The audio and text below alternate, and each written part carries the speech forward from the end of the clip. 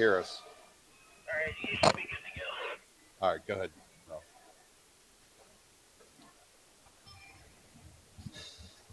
Good evening, Crusher fans. We are streaming from Sargent Stadium at the Point. This evening's Laurel Highlands Athletic Conference varsity football matchup features the visiting team, the Johnstown Trojans, bringing a 1-4 record into this game, winning their last outing and coming fresh off of a win versus Westmont Hilltop. Versus the home team, our McCort Carroll Crushers, bringing a 5-0 record into the contest. Bringing you this evening's action, yours truly, Ralph DeMarco, along with Darren Butchko. Also, our stream producer this evening is Darren, kind of doubling up tonight. And, of course, Sunshine Jill will be joining us with this evening's weather. The Dream Team, the Stream Team. Welcome, Darren. Hey, Ralph. Thanks for having me. Exciting night here in Johnstown, Pennsylvania, buddy. Well, you're going to be able to see us and hear us, and so we're not going to make a play-by-play like we might normally do if it was just an audio broadcast.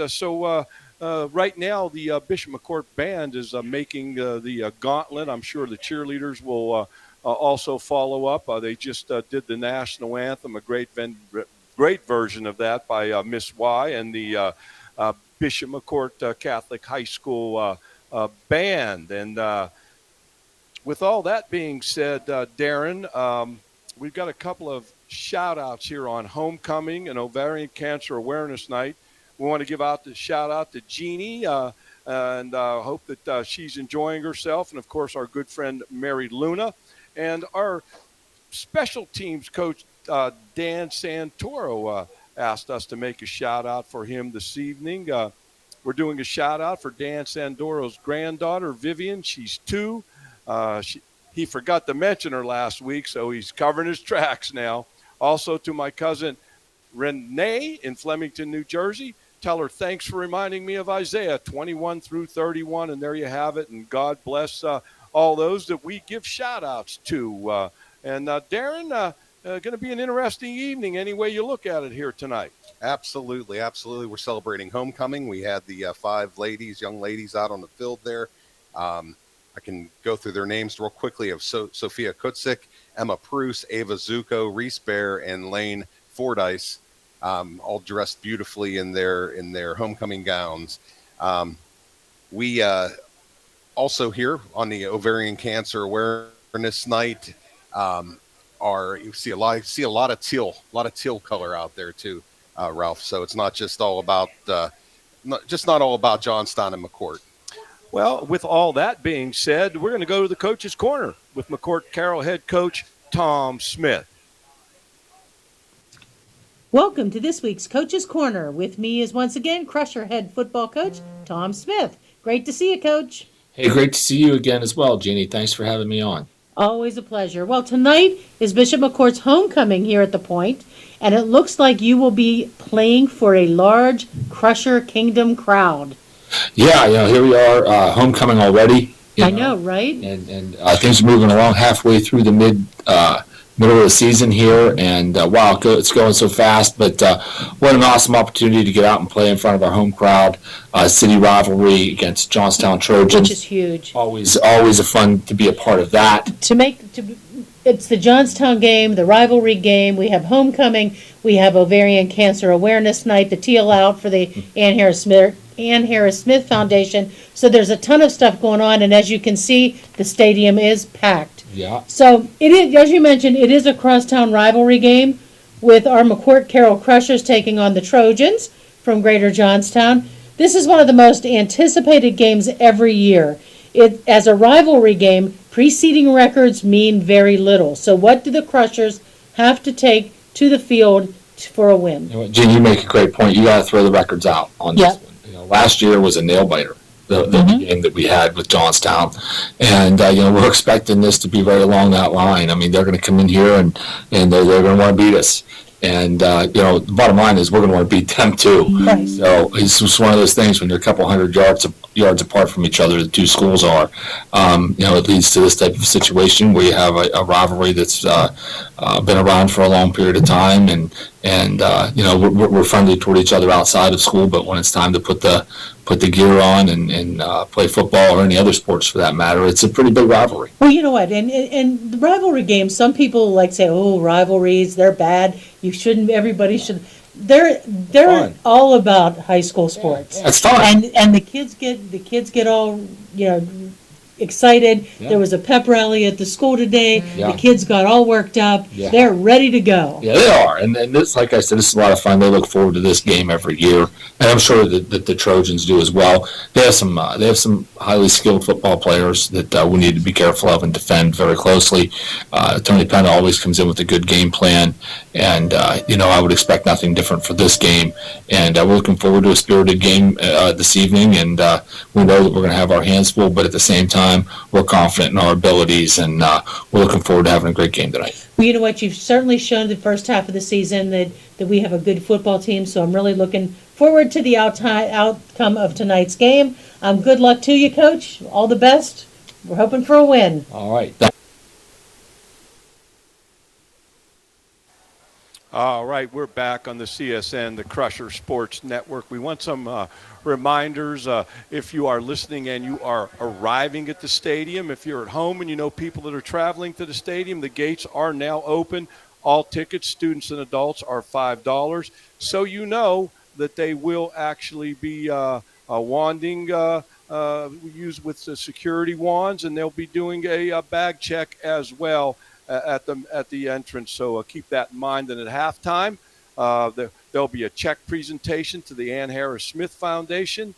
There'll be a homecoming ceremony. The Bishop McCort Band will play, and then we'll start the second half.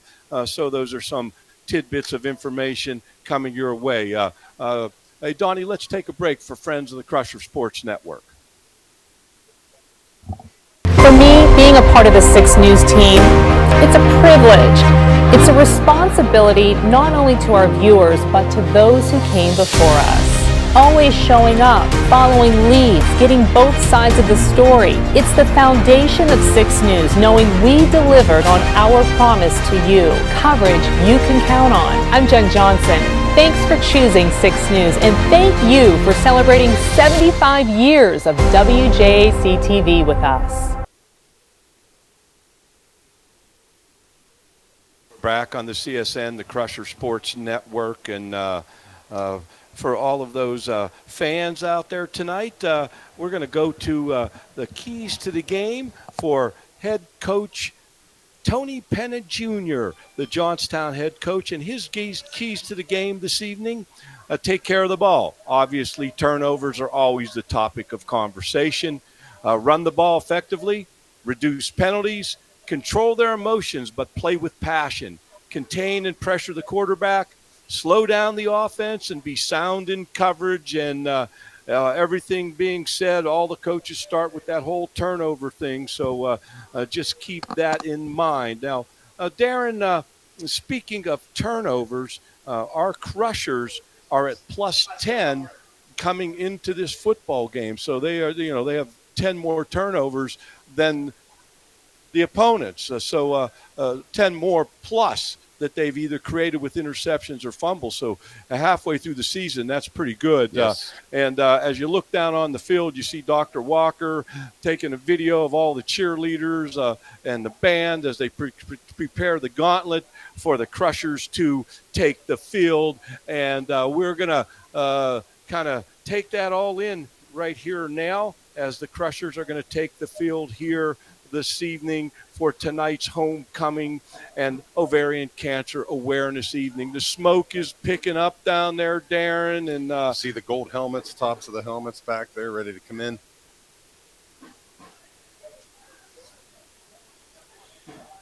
I saw some interesting shirts there on the sideline, Ralph. Did you check those out at all? Yeah, I saw that. I don't get excited about shirts that much anymore. No. Okay. I like my gear, don't get me wrong, okay? So here we go. I think the Crushers are going to take the field. And as they do that, We commend our band and cheerleaders, and as we're and our student body going to show up here in full force tonight. Should be a pretty darn good crowd here this evening. And the Tribune Democrat, and we thank Mike Mastovich for sharing information with us from the Tribune Democrat. The Tribune Democrat picked across the board the Crushers 7-0 to win this football game this evening, Darren. Well, you know what? They've been doing pretty well so far this year with their picks. So we'll see how that pans out, as long as we can, as our good friend Joe Dirt once said there, Ralph, keep on keeping on, right? I keep hear it you. going. Keep that train rolling. Here come the Crushers. The Trojans have taken the field. The Trojans in all white with black helmets and those powder blue numerals. The Crushers in all black with that crimson and gold trim, gold helmets, all black uniforms, setting the stage here tonight for what could very well become a big game, in the sense that it's a crosstown rivalry, Darren. That's right, buddy. A city rivalry. This is one of the biggest games, no matter what the records are, no matter what anybody says coming into this game, buddy. You got to settle it on the field. Well, and I don't want to shift gears too much, but the top performers from the Tribune Democrat, we have John D'Elia from McCort, Carroll with 543 yards. He's in the middle of the pack. I believe he's sixth. In receiving, you've got Stephen Hill Goodman from Greater Johnstown with 16 receptions. Nick Greshik from McCort Carroll with 10 receptions. Passing, you have Bentley Bainey from McCort Carroll with 708 yards. Scoring, John D'Elia from McCort Carroll with 54 points. Then we get to the kicking stats. Avery Connor from McCort Carroll with 22 points leads all kickers with 22 PATs, 2 field goals, 28 points, leads all kickers in the area in points. On defense, Jameer Dykes of Greater Johnstown is second with 45 tackles. Sacks, Marquise Gordon leads the area with sacks from McCort Carroll with 7.5. Ronnieson Edwards from Greater Johnstown with 6. And interceptions, Bentley Bainey sitting in third place for McCort Carroll with 3 interceptions. So a lot of good stuff there with the Tribune Democrat, and we thank them for all that information, Darren. They do a great job, Mike, and those fellows down there. So we're out there for the is this the ceremonial coin toss, Ralph? We got the ceremonial coin toss. I can tell all the fans that Father Crookston did some eavesdropping here, and this is what he tell us. We lost the toss. Bishop McCort Carroll lost the toss, which means Johnstown deferred. We're going to get the ball to start the game, and we are defending home plate. Yeah, we're going to have the scoreboard in our face, and then Johnstown will have the scoreboard in their face in the second quarter, which is a pretty much standard operating procedure. We got a little message here from New Jersey as they're watching it. Go Crushers from New Jersey. Go Coach Santoro. Thank you very much, and God bless you out there in New Jersey. Wow. A lot happening here tonight, Darren. They're making us feel good, Ralph. We're worldwide, buddy. I guess so. Hey, what we're thinking about now is we're going to zip through these LHAC standings here, Darren. Yes, sir. We have the East 1. We have Huntington in first spot, Bishop Guilfoyle in second, Bellwood Annis third, number 4 is Tyrone, and Central High School Central Martinsburg in the last position in that East 1. East 2, we have Phillipsburg, Osceola, Clearfield area, then Bald Eagle, then Bellefonte, then Penns Valley.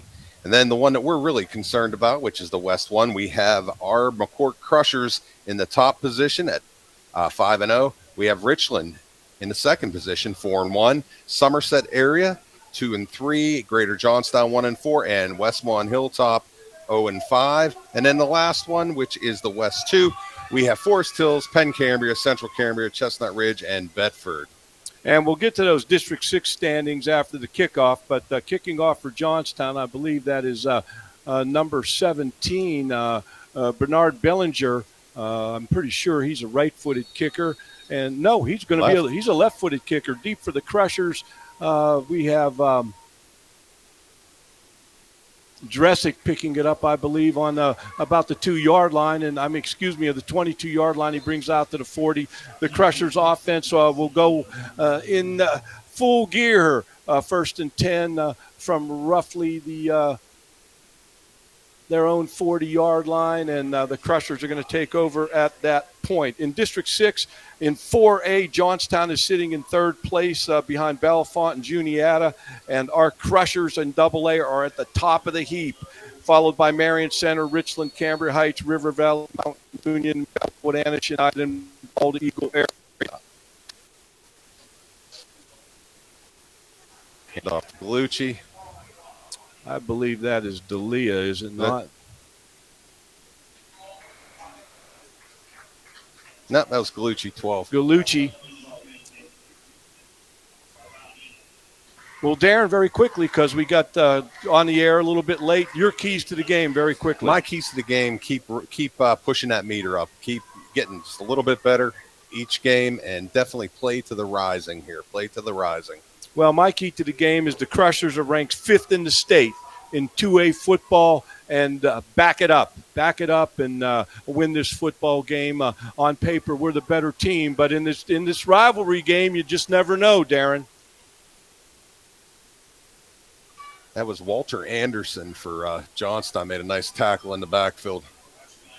Walter Anderson is actually leading Johnstown with 2 interceptions on the season. So playing some good football for the Trojans from his cornerback position, coming up and making a big play.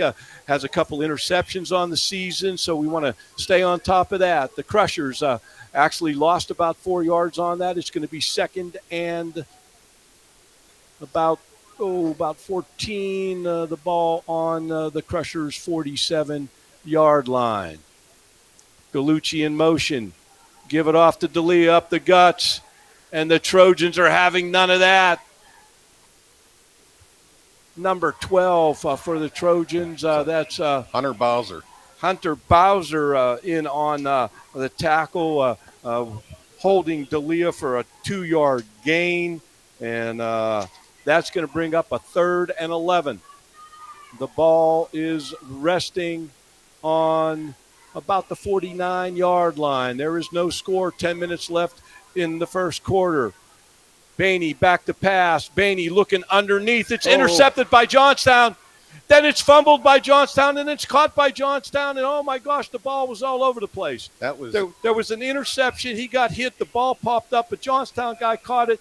We jumped on him and tackled him. The Trojans take over with the first turnover of the game, and that was a little bit of helter-skelter there for sure, Darren. Absolutely. That was Walter Anderson with the interception, and it looks like he I don't know if he coughed it up or if that was a little bit of a lateral. We went back to number, looked like 13, Anthony Marissa.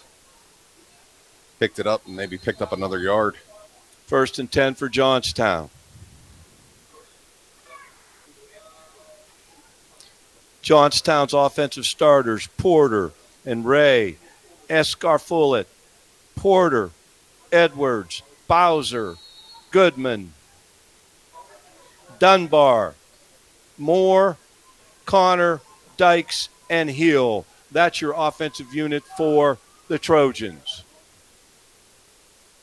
Off the left side, John D'Elia, the outside linebacker, in on the first hit, and there were more Crushers that showed up. It's 2nd down and 9. The ball is on the Trojan 46-yard line. And we'll get to those defensive starters for the Trojans in just a second after this play.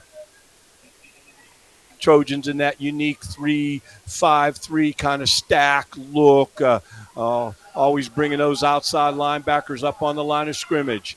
Number 2 gets it right up the guts. Number 2 for the Trojans is Cordell Porter, and he picks up about 6 yards, maybe 7 yards. Yes. And that's going to bring up a 3rd down and about 3 for Johnstown. The ball sitting on the Bishop McCort 49-yard line.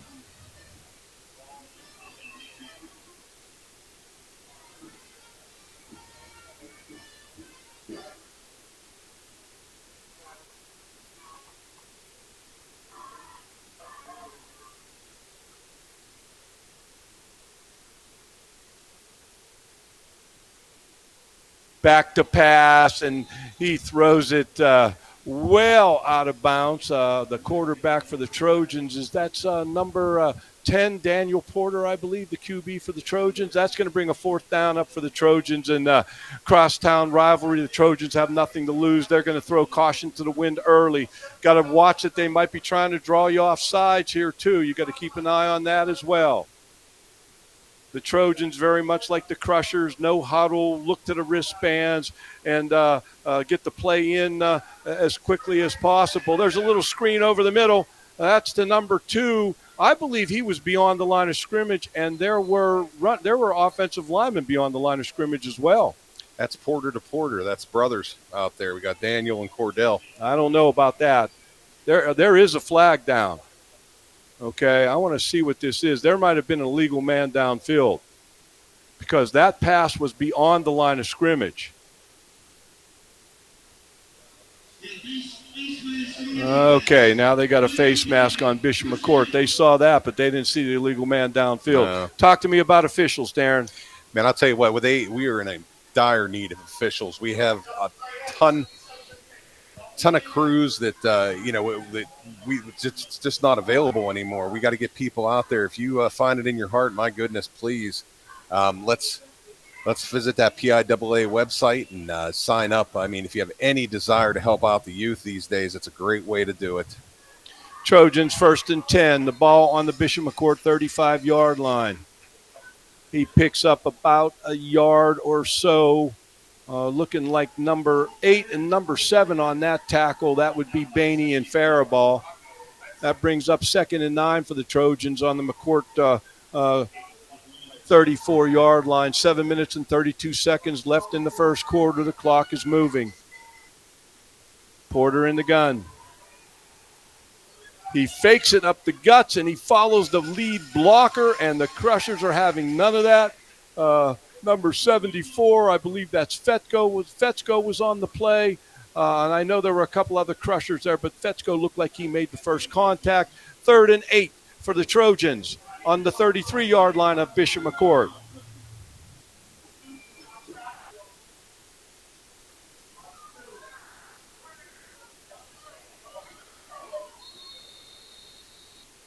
No score in the game.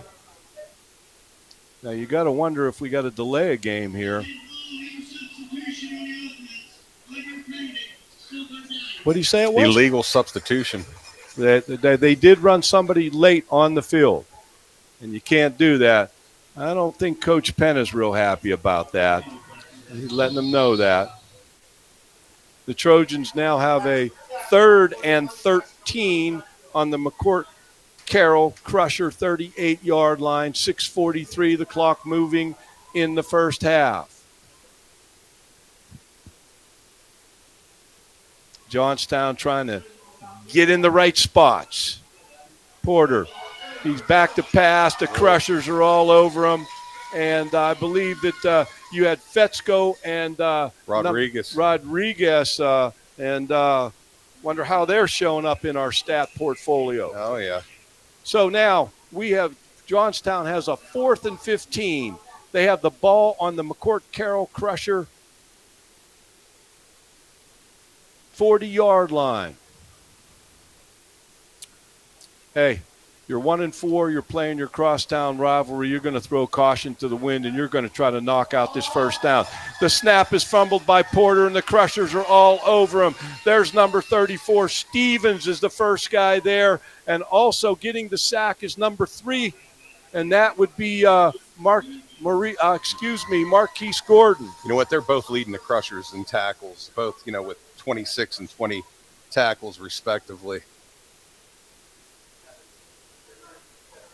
So now we're going to take the ball over on downs.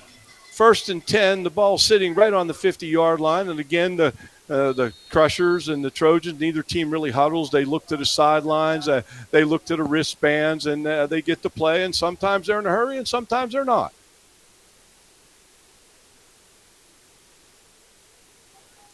You fake the jet sweep.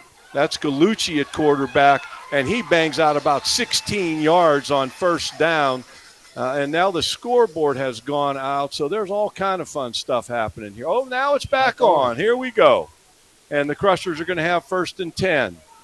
The ball sitting on the Trojan 34-yard line.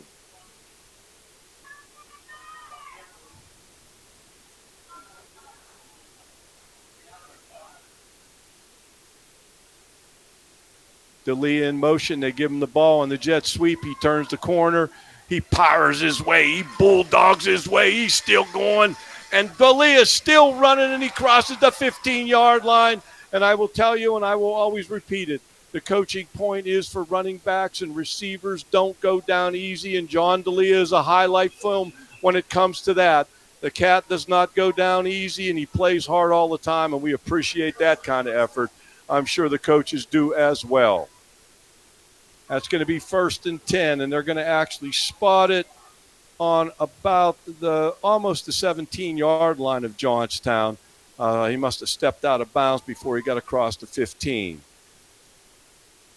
Fake the jet sweep to D'Elia. Gallucci keeps it. Gallucci's down inside the 5-yard line. He's down on about the 3-yard line. And that's going to be a 1st and goal for the Trojans from that point. Number 14 on the tackle for Johnstown, and that's Stephen Hill Goodman. You know, Gallucci's quickly approaching 600 yards on the season, Ralph. Let's hope he gets it tonight. 1st and goal from the 3-yard line. And I just want to, the national anthem, we kind of missed it, but we want to give a shout out to all those who protect and serve, the military, first responders, law enforcement, team doctors, and athletic trainers. Thank them for all they do. Hand it off to D'Elia up the guts, and we've got a touchdown. 6-0, Bishop McCort. 4 minutes and 1 second left in the first quarter. Well, that hard running is infectious, boy. It sure is. And coming on to do the extra point chore, and our guy Connor, as I said at the top of the show, he is leading the kicking. He is leading all kickers in the area with points scored. He has 22 PATs, 2 field goals, 28 points, and hopefully he can knock this one through. And he's the leading kick scorer in the region, in the area. And we thank the Tribune Democrat for those statistics. Snap holder in that situation. Darren, let's go to a message from friends of the Crusher Sports Network. At Allegheny Orthodontic Associates, your smile is our passion and your comfort is our priority. With a patient-centered approach and a history of making healthy, confident smiles, we'll give you the best smile yet. Our friendly, experienced staff is here to walk you through your treatment so that you have the confidence to be excited about the process and the outcome of the work that we do for you. Whether you're here for a first consultation or specialized treatments, we tailor a plan to fit your needs on your schedule.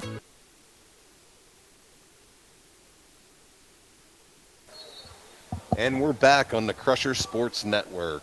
And we just got a text from our good friend Jeannie Feather. She said she's watching us, and we're sending love to you, Jeannie. And the Crushers have jumped out to a 7-0 lead with 4 minutes and 1 second left in the first quarter. Connor's going to tee it up and kick it off for the Carroll Crushers. Deep for the Trojans are number 10, Daniel Porter, number 14. I don't see a 14 on their roster. I don't see that. Let's see. Well, we got just somebody we don't know who it is for sure. Connor kicking off. Kind of a high kick, filled it on about the 10-yard line, but Porter. Number 10, that's Daniel Porter. And he brings it out to about the 23, 24-yard line. Great effort there by Porter to get it out there. The scoreboard's going on and off, folks, so we may not be sure about time, things like that. But right now it's the McCort Carroll Crushers 7 and the Trojans 0 with 3 minutes and 53 seconds left in the first quarter. How about these defensive starters for the Crushers? We've got Rodriguez, Rozier, Joe Zahoran, Rocco Fetzko, Garrett Faraball, J.D. D'Elia, Luke Stevens, Marquise Gordon, Bentley Bainey, Gallucci, Taylor, Dressick, Spontak, and Page. You'll see all those guys on the field defensively for for the Crushers. Hand it off to number 2. He's brought down by number 6 for the Crushers. That's Brady Page, but he picks up about 4. That's going to bring up a 2nd and 6. The ball on about the 27-yard line. And the Crusher defense going to dig in and get the ball back for the offense here. And the Trojans coming off of a big win over the Westmont Hilltoppers, playing with a lot of energy tonight. And that was one of Coach Penna's keys to the game, that they would play with passion, and they are doing that to this point. Direct snap to number 2 for the Trojans, Cordell Porter, and the Crushers stuffed that up right there. There might be a half a yard gain. And you've got number 5, Dressick, number 74, Fetzko, number 6, Page coming off the pile, swarm tackling by the Crusher defense. That's going to bring up a 3rd and 5 for the Trojans, the ball on their own 28-yard line.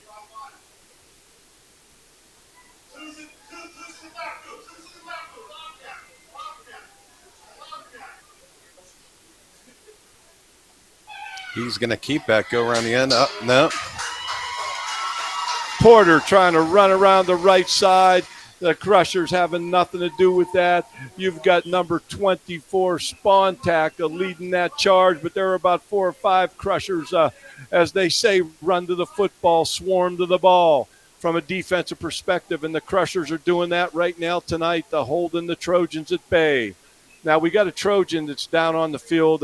We never speculate on injuries. Please say a prayer for the young fella that he's going to do okay. Let's take a break from Friends of the Crusher Sports Network.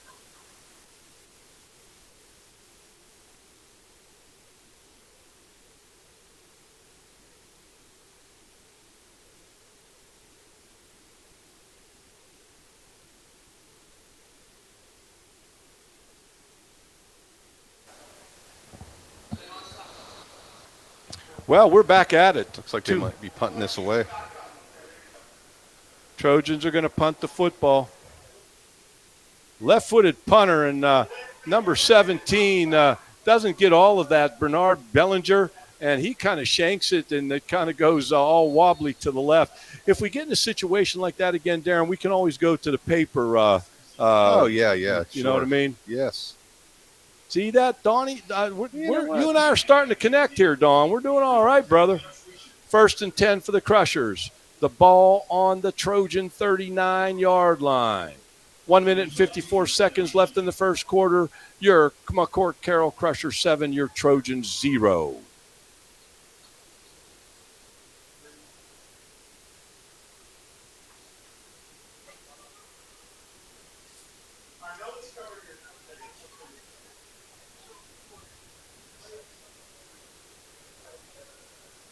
Bainey in the gun, fakes the jet sweep. He's going deep. I believe that's fair ball. No, excuse me. That's number 1. That's Kaleem Taylor. Kaleem Taylor, and he's enjoying himself down there with the student body. The Crushers put receivers to the short side. They put the split end to the left. They got one-on-one coverage. They went deep, and now it's 13-0 Crushers, and we're going to bring on that extra point team. Hildebrand is your snapper. Gallucci is your holder. And, of course, number 26, Avery Connor, is your kicker, and he has 23 extra points on the season. Maybe we can find out. He's 23 for 25, I believe, and we'll see how this one goes, and he's 2 for 2 on field goals. And there's the snap going to be. Snap, hold, kick. That's what it's all about. And they fake it. They fake it. Gallucci comes up, and I don't know if number 5 was at the wing position or the tight end position, but they faked like they were going to kick it. Gallucci popped up, threw it to number 5, Nick Dressick, and suddenly now it's Bishop McCort 15 and Johnstown 0. Let's take a break for Friends from the Crusher Sports Network. Hi guys, how are you? Experience quality dental care at Family Dental Center. For over 33 years, Dr. John Walker has proudly served the Johnstown area and now welcomes Dr. Jesse Cooper to the practice. Together, they offer gentle, comprehensive care for every member of your family. Bright, confident smiles start here. Call today for your appointment. Family Dental Center, 307 State Street in Southmont.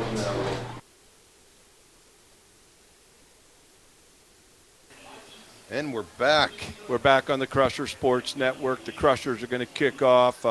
Connor, I believe at this point now, he's 24 for 26 on extra points, 2 for 2 on field goals, and adding to that lead.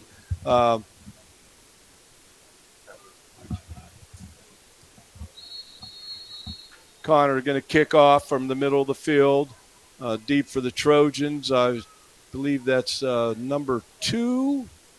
And 14 again. And there's going to be a little onside kick by the Crushers, but I believe that we were offsides before he actually struck the football for the little, they call that like a shepherd kick. He's going to kick it 10 yards and let it just roll real slow, and all the players are going to get around it like they're shepherds shepherding the sheep. Yep. And when it goes 10 yards, they jump on it, and it's called a shepherd onside kick. But we were offside. Somebody had to be beyond the 40-yard line before he struck the football with his toe. So I'm going to have to think they're going to kick away here. 1st and 10. Connor kicking off from the 35-yard line. Kicks it high. Filled it at the 15-yard line by number 10 for the Trojans. And Luke Stevens in on the tackle. Also number 4 was Braylon Wiley, and now we got a flag on the field, and we got to see what that's all about as we're winding down the first quarter with 1 minute and 40 seconds left, and the Crushers 15 and the Trojans 0. Hey, Ralph, while we're waiting to hear what that flag is, I'm going to thank some of our corporate sponsors, Ameriserve Financial, Family Dental Center with Dr. John Walker and Dr. Jesse Cooper, Laurel Auto Group, and Harris Smith Foundation, and HF Lens, and Allegheny Orthodontics Associates. Looks like they're marching the Trojans back, Ralph. That was a big one.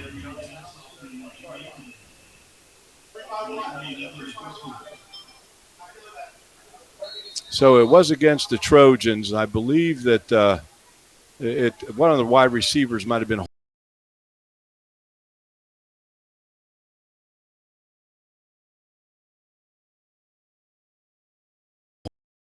back. So now it's 1st and, 10 from the 20-yard line. Little quick pass out here to number 14 for the Trojans. And I can't find a number 14 on their roster, Darren. But Brady Page, outside linebacker, came up and made a big play on that for sure. It's going to be 2nd and 10. The ball resting on the Trojan 20-yard line. Trips to the wide side. They got one-on-one at the bottom of the screen. There's a fumble on the snap. Number 10 picks it up for the Trojans. The ball is loose, but they're saying it's dead, and the Trojans are going to continue to gain possession of the football. It looked like the Crushers jumped on it, but the whistle had blown. So, Ralph, number 14 for the Trojans, that's Stephon Hill-Goodman. He's number 4 on our list.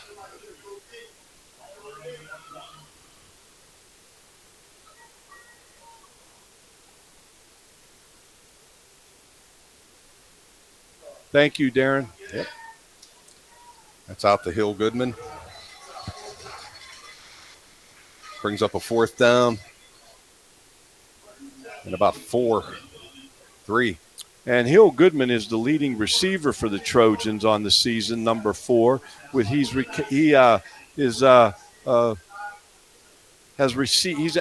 52.2 receiving yards per game for the Trojans, and the first quarter is going to run out.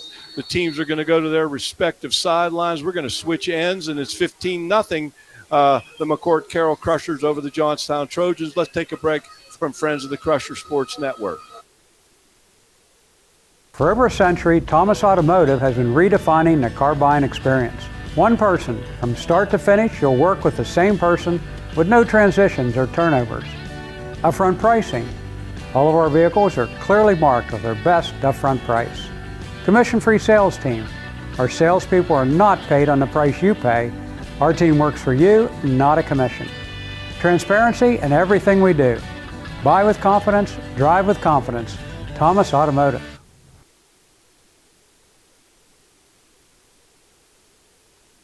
All right, we're back. How about all those We're back on the Crusher Sports Network. the elementary cheerleaders down there? Wow, Well, that's a slew. Megan Gordon, directing that elementary cheering group. A little shout out to Megan. And they're all decked out in their teal for Ovarian Cancer Awareness Night here at the stadium. And just a lot of them, and that's a good thing to see, no matter how you look at it. No. So we switched ends. It's 15-0 McCort Carroll. The Trojans have it 4th down and 2 on their 28-yard line, and they're lining up like they're going to go for it. I don't know if they're going to try to draw us off sides and then call a timeout, but now they're under center. They're barking it out. I think they're trying to draw us off sides is what they're trying to do. Yeah, so they called the timeout. And Johnstown calls a timeout. And how about some friends of the Crusher Sports Network? We're gonna read some of our corporate sponsors down here. We have Martellus Pharmacy, Redefined Advisors, McEnany Brothers, WJC TV, Paris Financial, The Haven, First Summit Bank, Nico's Restaurant, Sunseekers Tanning Studio, Game Day Apparel, McElwain Bus and Charter, Thomas Buick GMC, Rizzo's Restaurant, Formica's Kitchen Design and Contracting. And the Trojans are in punt formation. Left-footed punter. This is a little bit better than the last one. It's going to hit on the 50. It's going to take a roll, and the Trojans are going to down it on the Crushers' 42-yard line. We do want to make mention a lot of things happening at halftime. They'll be talking about ovarian cancer. They'll be making some presentations on the field. There'll be homecoming activities. The McCort Band will be entertaining. We're going to have a halftime guest. Father Crookston is going to join us. And somewhere in the third quarter, the homecoming queen is going to join us on the air as well. All right. 1st and 10, the ball on the McCort 42-yard line. The Crushers with the football, Bainey at quarterback. 11 minutes and 50 seconds left in the second quarter. It's 15-0. Your McCort Carroll Crushers over the Johnstown Trojans. I think they respotted that ball. I think it did hit number 3, Maurice Taylor, for Johnstown. Good pickup. D'Elia in motion. They set up that, it looked like the screen to D'Elia out in the right flat, and they bring number 5, Dressick, kind of like underneath that. Last week, I believe that scored a touchdown, that play. Yeah. But they do gain some very positive yardage on it, and they pick up about 8 or 9. So it's going to bring up a 2nd and 2, the ball on the Johnstown 42-yard line. And the Trojans hanging tough here. I knew that Tony Penna and Coach Verhosik and the rest of the Trojan staff would have them ready to play tonight against the Crushers. It's a big rivalry, and the schools are like a mile apart.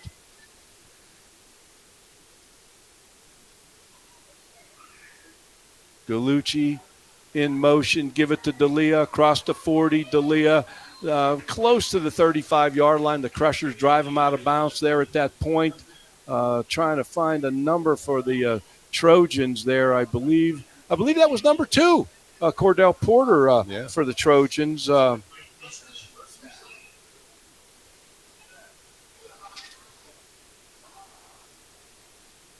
Jameer Dykes was also in on that play, and Dykes leads the team in tackles with 13 tackles per game and 65 on the season for the Trojans. There's Ronison Edwards on the tackle. Yeah, that play seemed doomed from the start. So now that's going to be 2nd down and 12 for the Crushers. The ball on the Trojan 40-yard line. Crushers 15, Trojans 0. Clock moving in the second quarter, 9:57, 9:56, and moving.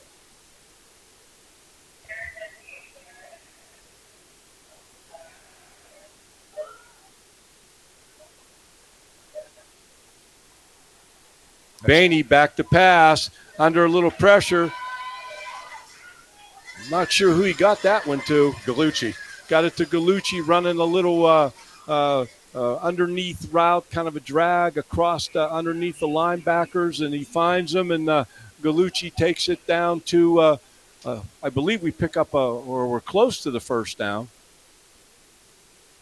Now they're holding the sticks here, and I'm not sure what's going on here. I think we're approaching around 750 yards for Bainey now. On the season in passing. Sir.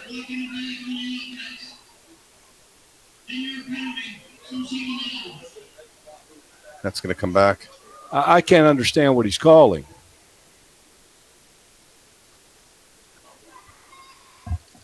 It's going to be against the Crushers.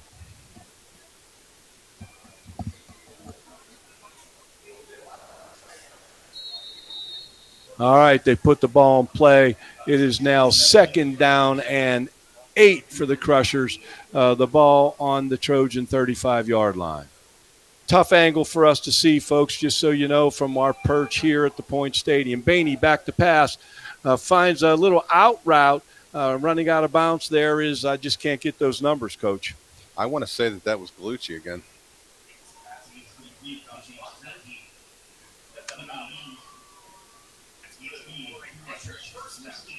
So that's going to be a Crushers first down, 1st and 10.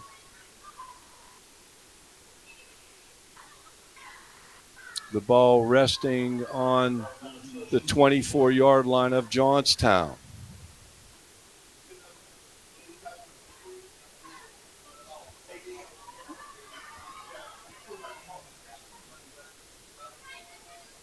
D'Elia running to his right, picking up some yardage. He gets very close to the first down. D'Elia is the leading rusher on the season for the Crushers, and he actually sits in 6th place in the area. 88 attempts, 543 yards, and 6 touchdowns. Approaching 600 yards. And we thank the Tribune Democrat for that. Yep. That was a first down, Ralph. 1st and 10, the ball on the Trojan 14-yard line.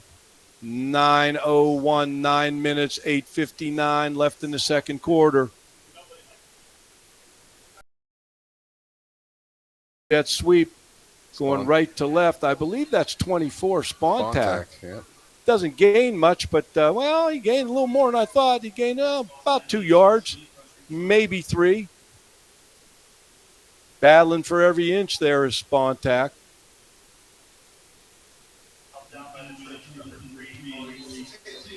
.830, 8:29. It is 2nd down and 8. The ball resting on the 12-yard line.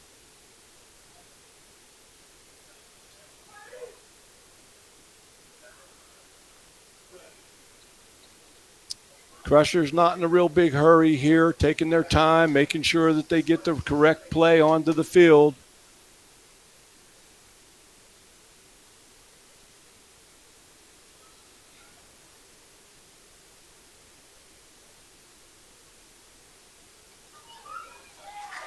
We fake the jet sweep. We fake the blast into the end zone.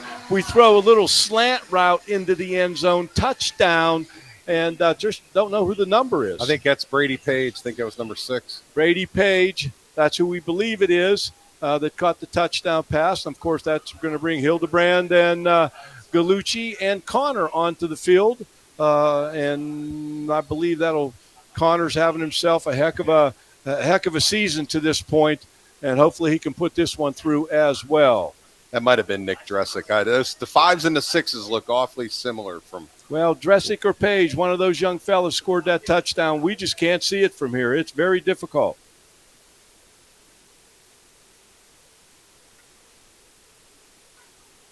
And they fake another one. And I'm not sure kind of Gallucci put it through his legs to Connor. Connor was looking for somebody in the end zone, but that didn't work out so well. And right now it's the McCort Carroll Crushers 21 and your Johnstown Trojans 0. 8 minutes and 3 seconds left in the second quarter. Hey, Dawn, let's take a break from Friends of the Crusher Sports Network. Did you know that a single program has the potential to transform the way Bishop McCort Catholic Academy is funded? The Educational Improvement Tax Credit, or EITC program, was designed to give people like you a powerful way to redirect the taxes you already owe into scholarships for our local students. We all have to pay taxes. Let us help you turn yours into something extraordinary. It's simple, it's easy, and it's impactful. Sign up today to turn your tax dollars into scholarships by visiting Redefine's website at www.redefiningeducation.org.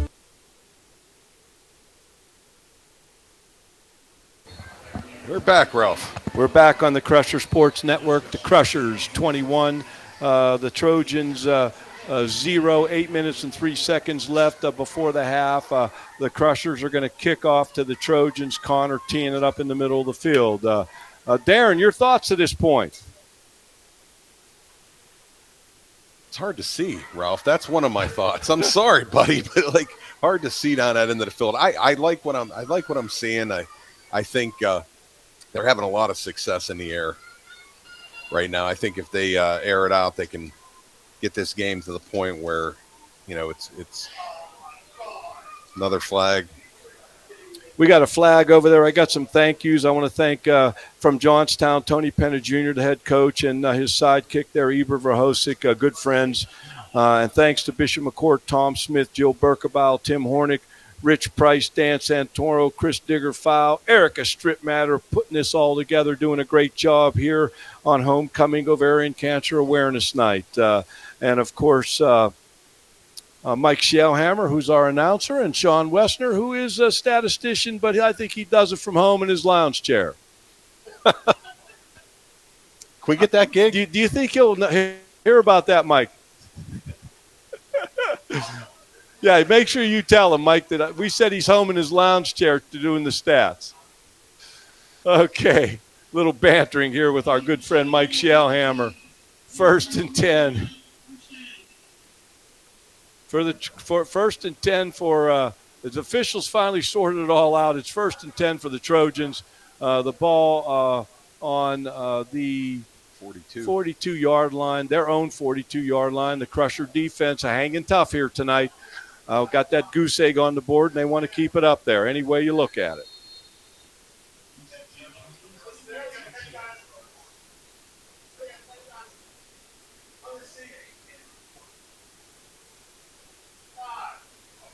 Johnstown hands it off, going off the left side. No doing there. Looked like Brady Page came up off that pile with the tackle.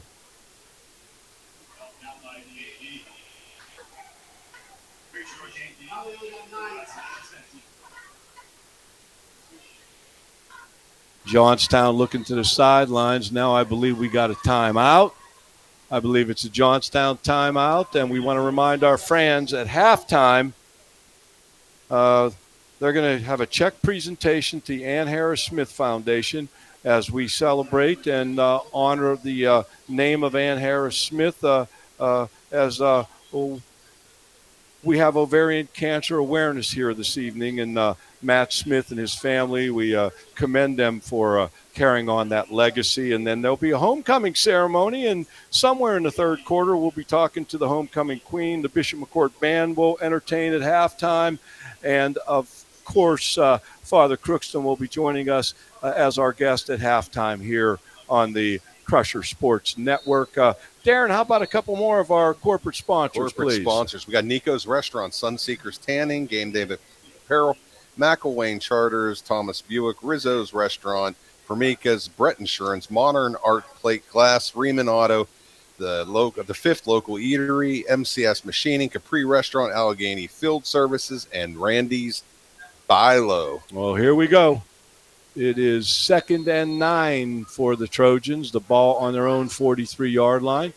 The clock is stopped with the timeout, but once the ball's snapped, it'll start to move again. 7 minutes and 31 seconds in the second quarter.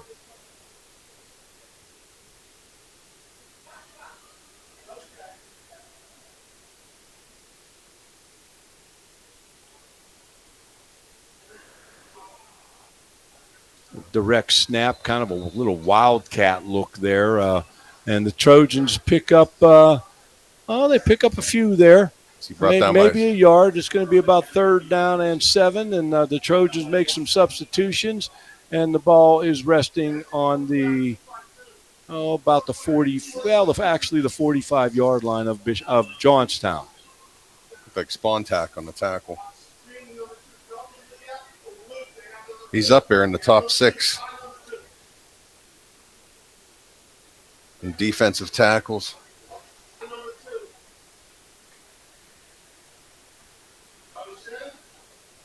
There's a direct snap. It's fumbled. The Crushers are all over it. There's number 3 for the Crushers. That's Marquise Gordon. There's a couple other Crushers there as Donnie well. Rozier. And Spontac is there. The Crusher defense doing their job, trying to hang on to that goose egg on that scoreboard. That's going to bring up a 4th down for the Trojans. Now they got another guy down on the field, and if we could just send him a prayer that he's okay. We do not speculate on injuries. And Donnie, how about some more messages from friends of the Crusher Sports Network? We turn dreams into designs and designs into reality. Visit Formica's Kitchen Designs, where quality is a family tradition. Contact us today to bring your dream kitchen to life.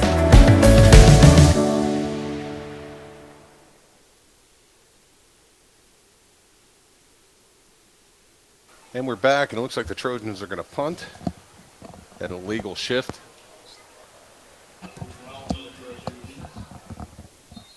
All right, Gallucci is back as a single receiver.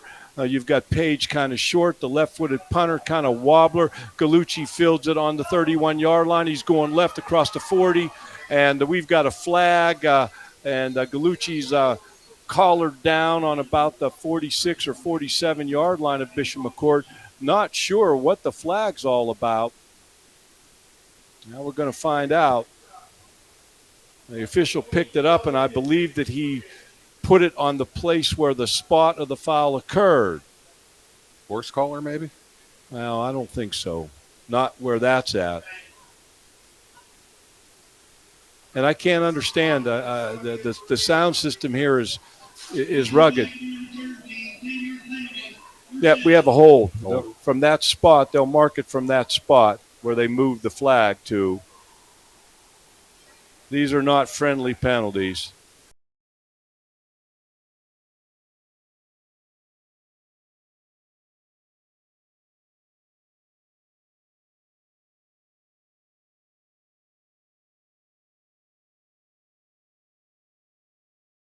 McCort, Carroll, Crushers 21, Johnstown Trojans 0. Bainey in the gun, empty set. Back to pass. Bainey running to his right, 77 giving chase, but Daney tries to unload it, and it kind of bounces to the receiver. Number 77 for the Trojans. Bringing on the heat was Manny Hill, one of the defensive linemen for the Trojans, flushed Bainey out of the pocket. And that's going to bring up a 2nd and 10, the ball on the Crushers' 25-yard line.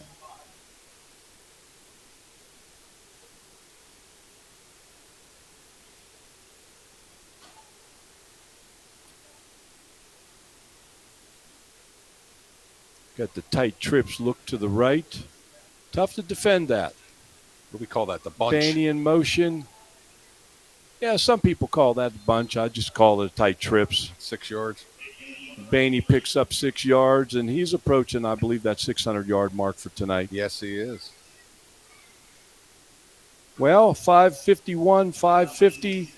Clock is moving. The Crushers have 3 timeouts left. The Trojans have 1 as we start to wind down the second quarter here.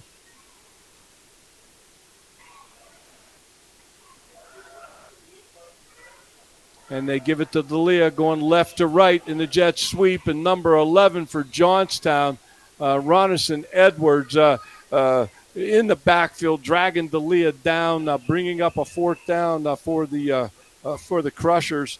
Ronison Edwards actually trying to chase Bainey down. He has 6 sacks on the season, and I think he's one of the leaders in the area, like 4th in sacks for that Trojan.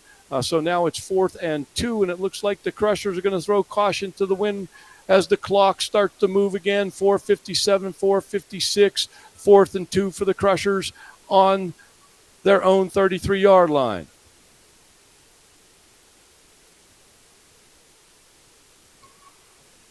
Give it to D'Elia right up the guts. He's met in the hole. Very nice effort there from the linebacker position, number 41 for the Trojans, Orion Edwards. And the Trojans, with D'Elia's second effort, he wasn't able to get that first down, and the Crushers kind of turn it. Yeah, the Crushers turn it over on downs, and Johnstown's going to take over 1st and 10 with the ball on the Crusher 34-yard line.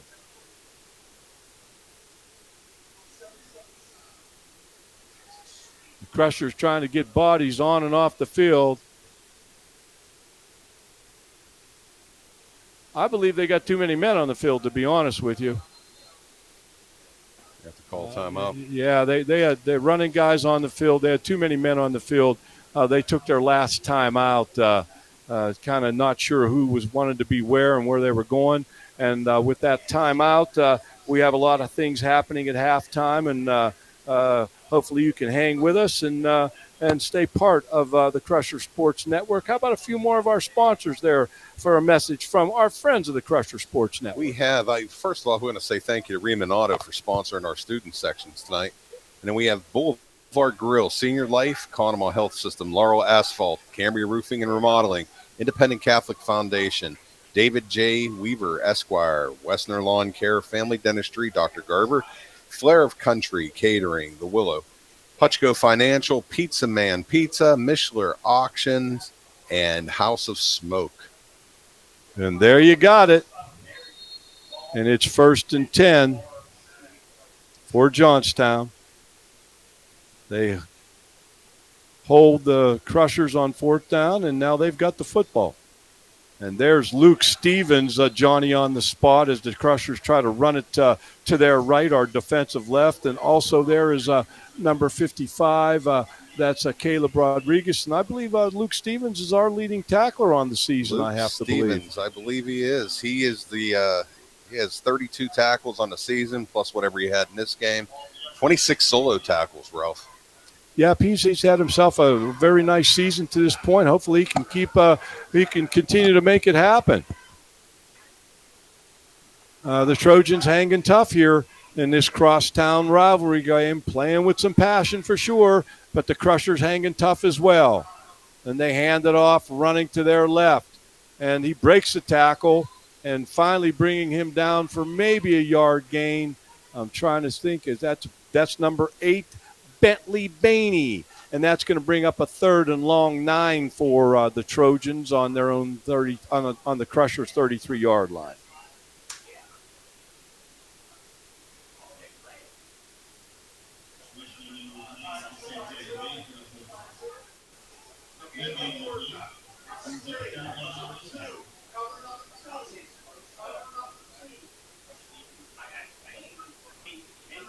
Running right.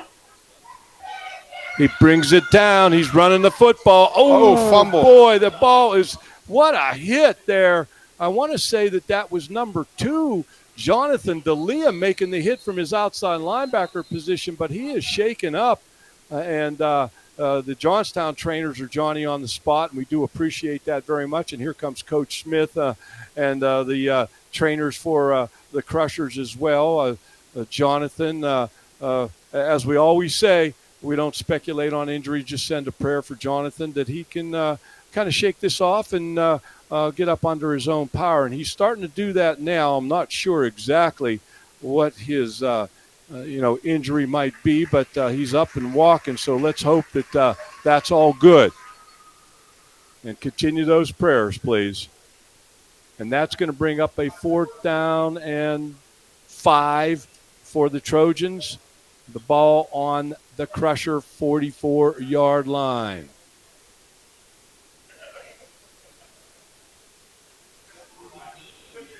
Three minutes left before halftime.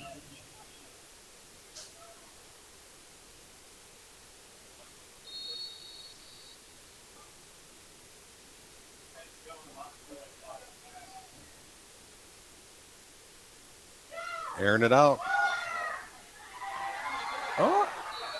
Caught by number 14 for the Trojans, and that's Stefan Hill Goodman, and the Trojans are on the board as they convert the 4th down into a touchdown, and it's now 21-6, and looks like the Trojans, I would imagine it looks like they might be going for 2.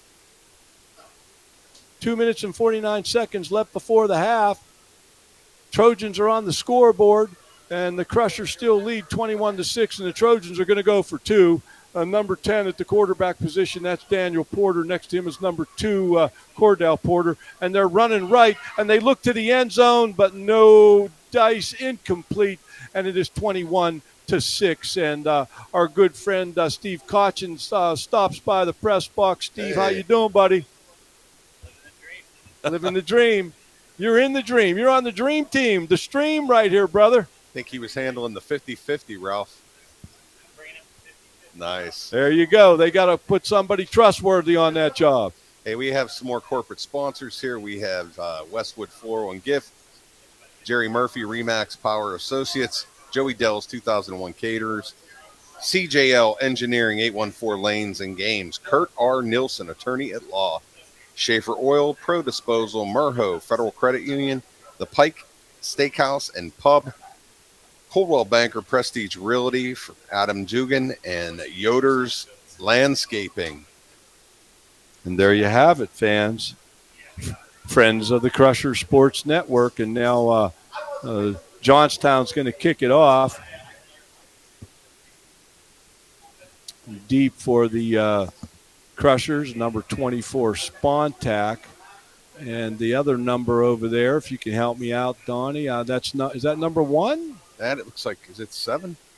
Or I think that's 7. Yeah, that's number 7. That's Garrett Faribault for the Crushers deep. And we've got a left-footed kicker for the Trojans. And it's a low end-over-end kick, and Spontac's going to take it on the 20. And Spontac gone. Spontac, 40, 30, 20, oh, 10, flags. 9, 8. They're going to get the Crushers for a block in the back up around the 50-yard line of Johnstown. The official threw the flag immediately, so he saw what he saw, and they're going to bring that one back. Holy buckets. He took that back 80 yards, Spontac, and now the Crusher offense is going to have to dig in with 2 minutes and 37 seconds left before the half. They didn't need it, Ralph. They didn't need any blocks. He was gone. I kept saying to myself, please don't touch anybody. Don't touch anybody. Where the block was thrown, I can understand throwing that block, okay? That was in the immediate area, but as soon as I saw him throw the block, I knew they were going to throw a flag. Yeah. So now the Crusher offense will take over 1st and 10 on their own 40-yard line. And with 3 timeouts and 2 minutes and 37 seconds, they got plenty of time to make hay and put some more points on the scoreboard as the Trojans have tightened it up. It's 21-6. The Crushers in the lead with 2:37 left before halftime. Got Gordon in the backfield now.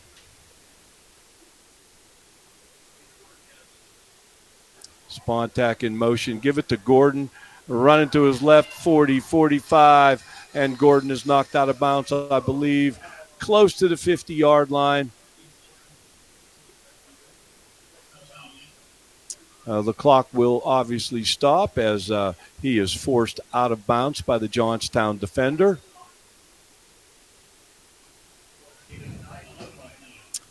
Gain of about 9 yards. It's 2nd and 1, and the ball resting pretty much right, about the 49-yard line of the Crushers. Bainey puts Spontak in motion, hands it off to Gordon. Gordon, 40, 30, 20, 10, 5, and they're gonna throw another flag. Another block in the back. They're going to throw another flag. Holy buckets, that's another touchdown that's going to come back. Marquise Gordon was picking him up and putting him down that sideline for about a 50-yard run, and holy moly.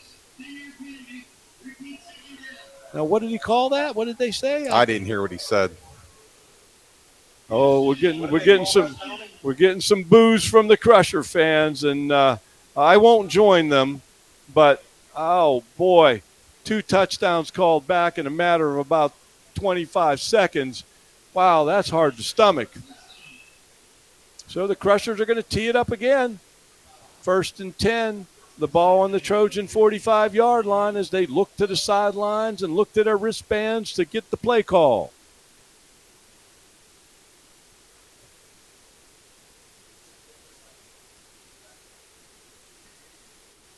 Bainey back to pass. Rolling right. Got a man wide open. That's number 5, Dresick, and Dresick is wrestled out of bounds on about the 32-yard line. Just trying to get that number. I believe that's number. Would that be number 6 for the Trojans over there at that corner?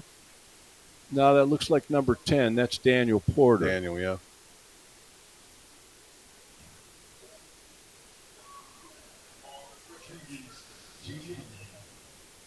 Six came over there from the linebacker position from this side. So it's 1st and 10, the ball on the Trojan 32-yard line. Bainey back to pass. Bainey looking down the middle to the end zone, and the Johnstown defender knocks it away. Maybe get a little more air under that one, but we were running out of real estate down there in the end zone. That was a nice play by Cordell Porter.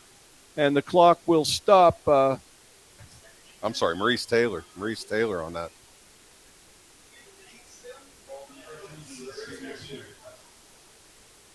So it's 2nd and 10. The ball on the Trojan 32-yard line. Lee is back in the game there. It's a good sign. You mean 2? Yep. Now, it looked like they were setting up the middle screen to D'Elia, and D'Elia was well covered, and so Bainey just kind of threw it into the ground, stopping the clock. The Crushers still have 3 timeouts. The Trojans have none. There's 1 minute and 33 seconds left before the half. 21-6, your McCort Carroll Crushers in the lead over the Trojans.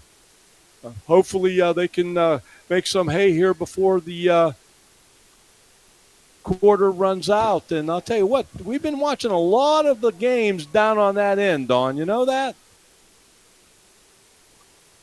Bainey over the middle.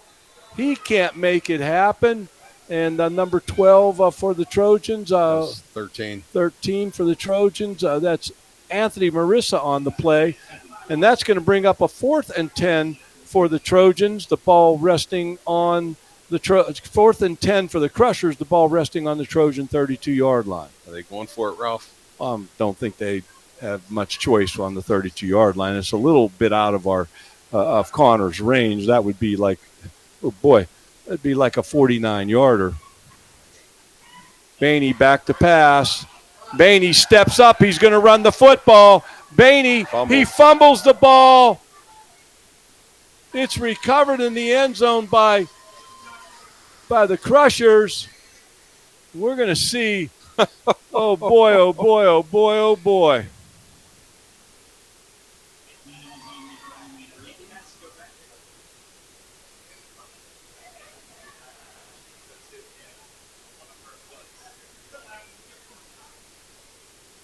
Is that a first down at least?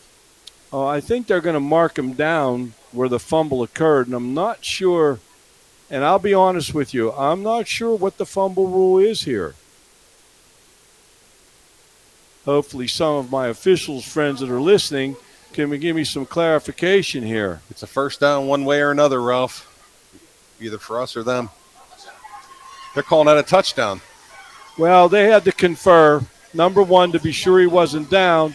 And I don't think there's any fumble rule like there is in the NFL, like if you fumble it forward type thing. And so that touchdown is going to count, and it's going to be 27-6 at this point. Coach Penna is not happy about that, and the officials telling him, why don't you just stay on the sidelines a little bit. That ball traveled 20-some yards. Wow. Bainey come out of that one smelling okay, huh? And we got Hildebrand and Gallucci and Connor on to kick the extra point. We've made a lot of comments about Connor having a great season. We don't want to jinx him here, but he's picking up in this game where he left off in the previous 5 games.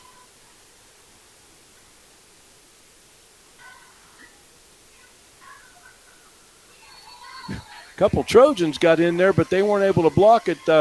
He gets it lifted up over them, and it's 28-6 with 1 minute and 17 seconds left before the half. How about a message from friends of the Crusher Sports Network?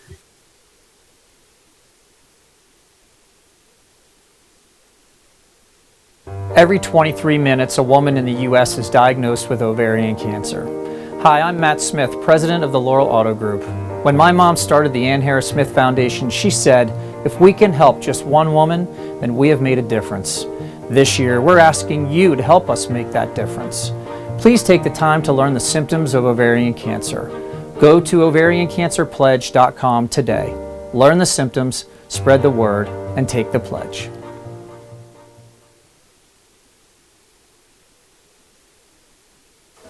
We're back here, Ralph, with 1 minute 17 left in the half. We got your McCort Carroll Crushers 28, the Johnstown Trojans 6. And here we go. Connor's going to tee it up, and the Trojans are going to send their kickoff return team on the field. And it looks like number 10 and number 14 will be deep for the Trojans. That's Daniel Porter and Stefan Heel Goodman.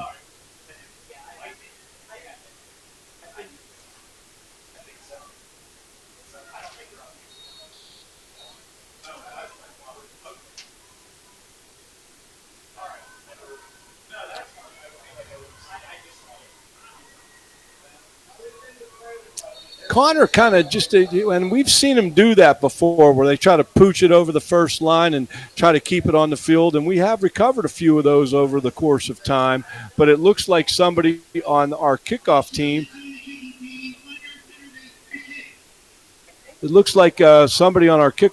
was offsides, and we're going to have to re-kick this thing. The kickoff team getting themselves adjusted right now. 28 McCort Carroll Crushers versus the Johnstown Trojans, 6. 1 minute and 17 seconds left before the half.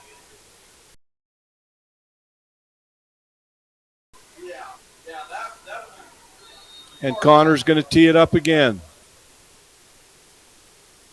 Kicking it from his own 35-yard line.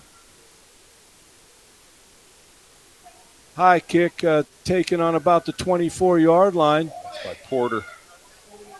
And now we're going to have a hold on Johnstown. That one's going to come back. Yeah. Okay.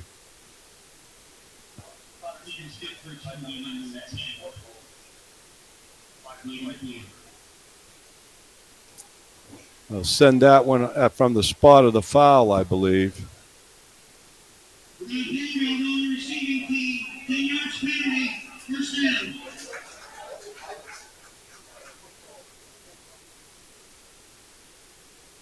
That was the first penalty call from the referee when they announced what it was, that I actually was able to hear it. So now Johnstown's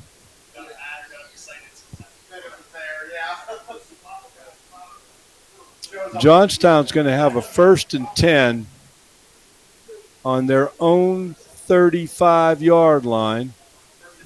There's 1 minute and 8 seconds before the half. McCort 28, Johnstown 6. And here we go. The Trojans have no timeouts. The Crushers have 3. See if the Crushers use those timeouts.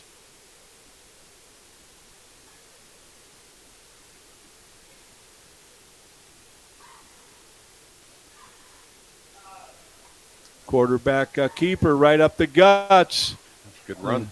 Nice run. Is that number 2? Cordell Porter. Cordell Porter is averaging 74.4 yards per game rushing for the Trojans, and he had himself a nice little run right there. Pick up a first down. It's 1st and 10. And nothing doing there. Brought down by Marquise Gordon. Marquise Gordon from his linebacker position comes up, and no gain. I don't think that actually probably about a half a yard loss on that one. I think we're going to get a timeout here by the Trojans. No, the Trojans are out of timeouts. Yeah. McCort took a timeout. Okay, I got you. McCort took a timeout. You know, Ralph, in the past, it's a little different style of a game from the Trojans. In the past, historically, I've seen the big passing game kind of thing going. This is a Well, I would have to think too that they those guys are veteran coaches over there. They know they have to run the football to some extent, that because that runs the clock and keeps the game tight. Sure. So we got a 1st and 11, the ball on the Trojan 45-yard line. 41.4 seconds left before the half, and the Crushers still have 2 timeouts. Will they try to force Johnstown to punt the football?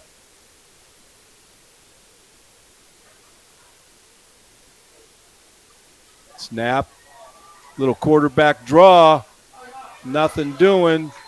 And there's Stevens from his middle linebacker position making that play, the leading tackler on the season for the Crushers. And I believe Bishop McCort has taken another timeout. And that's going to bring it to a 3rd down and 9 for Johnstown. And if the Crushers get them into a 4th down situation, I'm sure they'll take another timeout to force Johnstown to make a decision on whether to punt the football or to try to pick up the 1st down.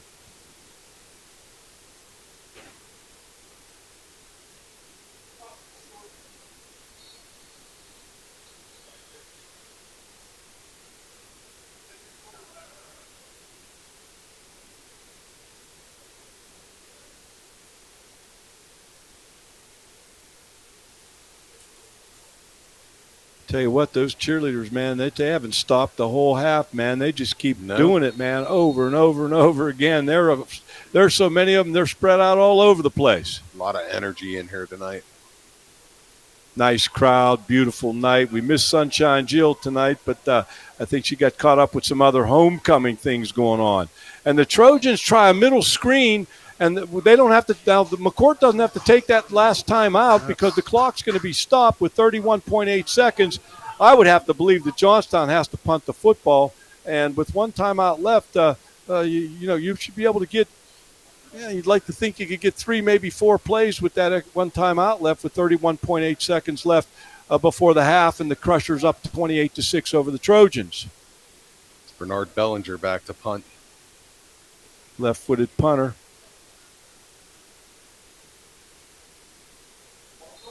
Snap. Yep. Now we got a flag. We're going to move him back. Somebody move. We got a legal procedure by the Trojans. That's going to move him back. That's going to make it a 4th and 14. And the ball's going to be on about the Trojan 42-yard line. 30.7 seconds left before the half. And the Crushers still have that extra timeout. Left-footed punter for the Trojans. Gets it off. His best punt of the night, pretty high. And now Gallucci's going to take it on the bounce on the 19-yard line. He turns it up. He's across the 30. Well, he gets to the 30-yard line, and the clock is now stopped with the change of possession with 19 seconds left before the half. And with that timeout, and if you can use the sidelines, you might be able to get a couple, 3 plays in here. And I believe that's exactly what the Coach Smith and his staff will do, and a great job of managing the clock by Coach Smith and his staff, getting the football back and presenting another opportunity to maybe put some points on the board.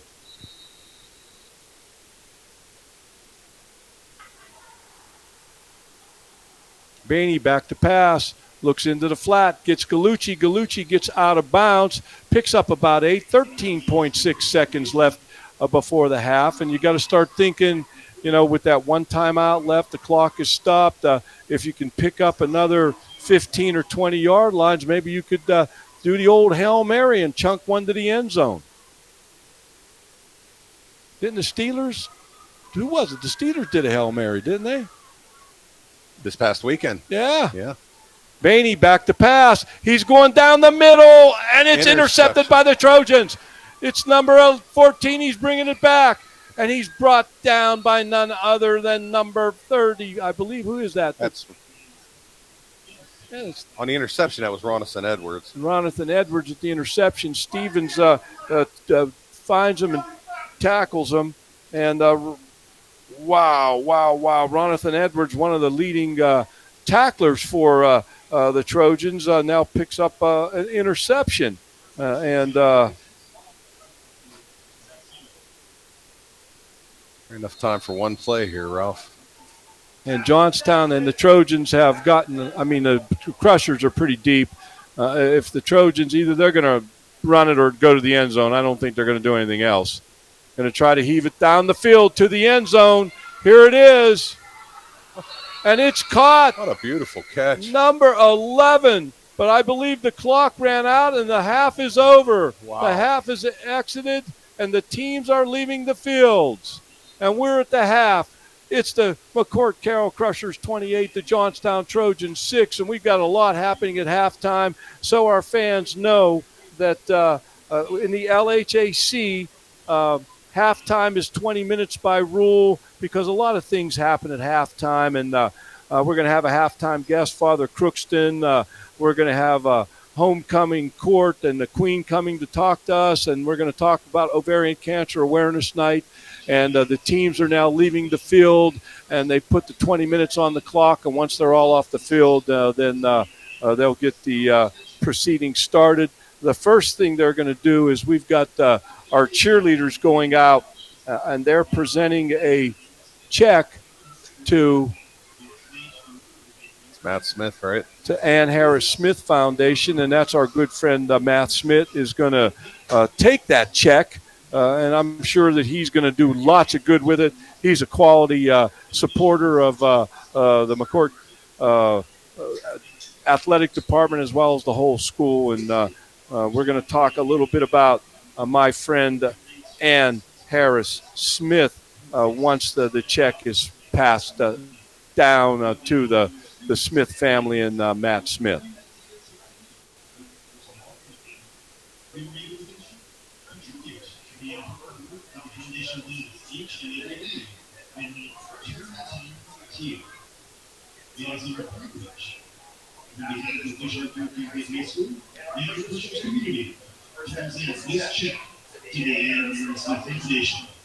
We stand with you in honoring Anna's legacy and supporting life here against ovarian cancer. Thank you for all that you do. You gonna run any commercials or anything? Because if not, I'm gonna go run it. Ralph, are we gonna run any commercials? We will, yes.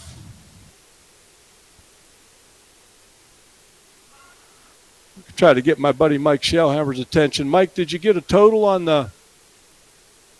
Okay. But anyway, the ceremonial check was passed on, and now they're doing the homecoming proceedings, and I'd rather not go to I'm hoping the fans can see this at home. Yeah, let's stay on here for. Yeah, we want to give our fans an opportunity to see what's happening here at homecoming, and we're going to try to find out who that homecoming queen is. Okay? Yes, sir. Father Crookston's here, and have a seat there, Father Crookston. Take a little load off your feet. We thank Father Crookston for all the help that he gives us, not only with eavesdropping on that on the toss of the coin, but at the same time, he's here joining us at halftime. Can you hear us okay, Father? Okay.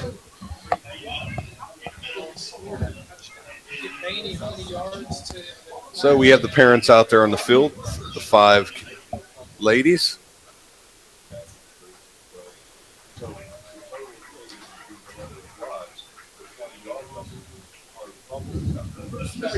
Yeah, that's.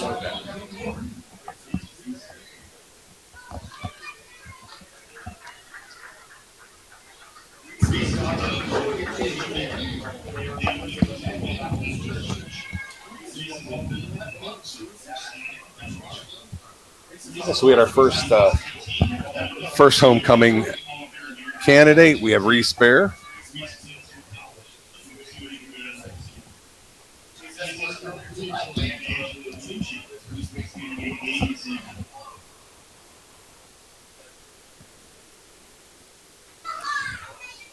We're hoping that you can tune in and see the homecoming ceremony.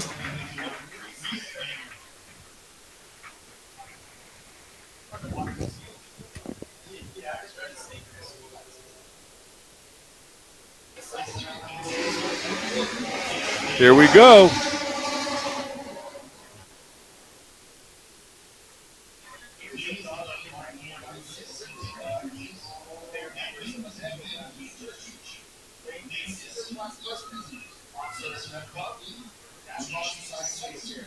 This is Lane Fordyce.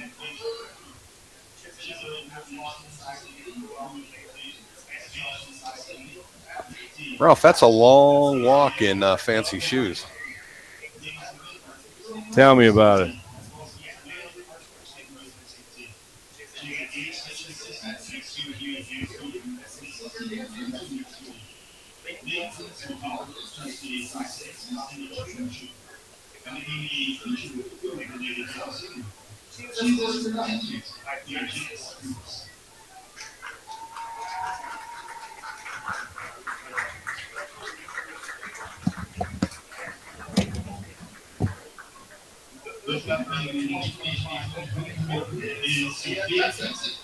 We have Sophia Kutzik.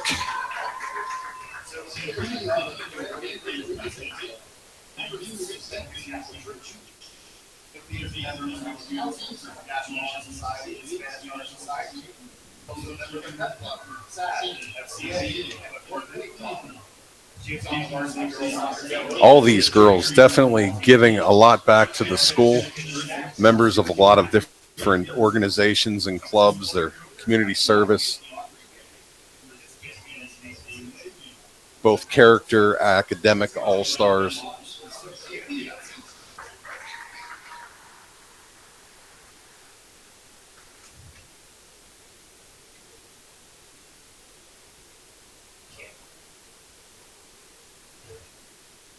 I think next up we have Emma Pruce.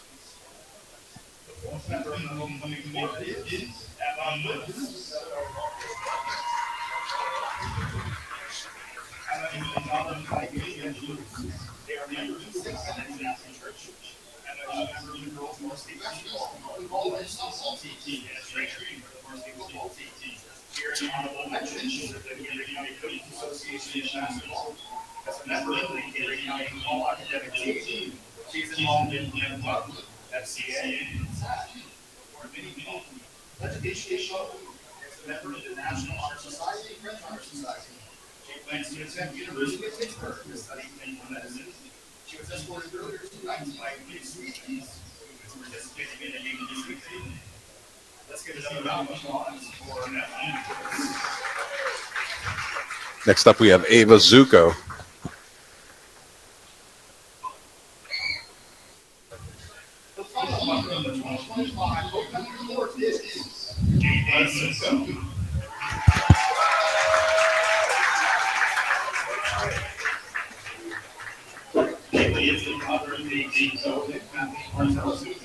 They are members of St. John's Catholic Church. Ava is a member of the varsity girls basketball and volleyball team.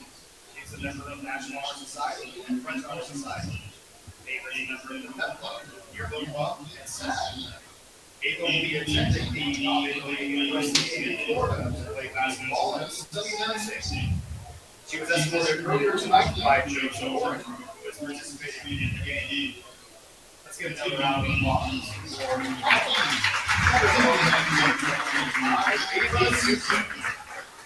Got to get a little drum roll going. Little drum roll.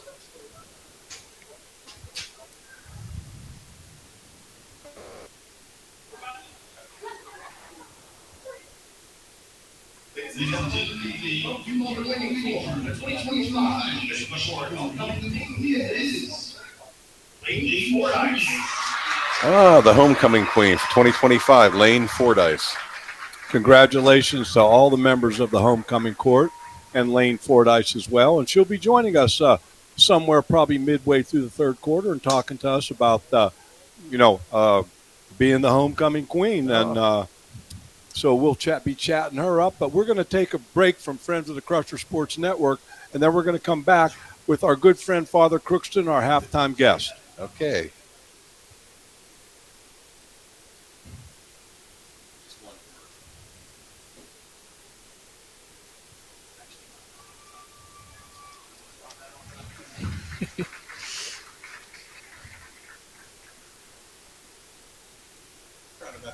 Yeah, he's trying to.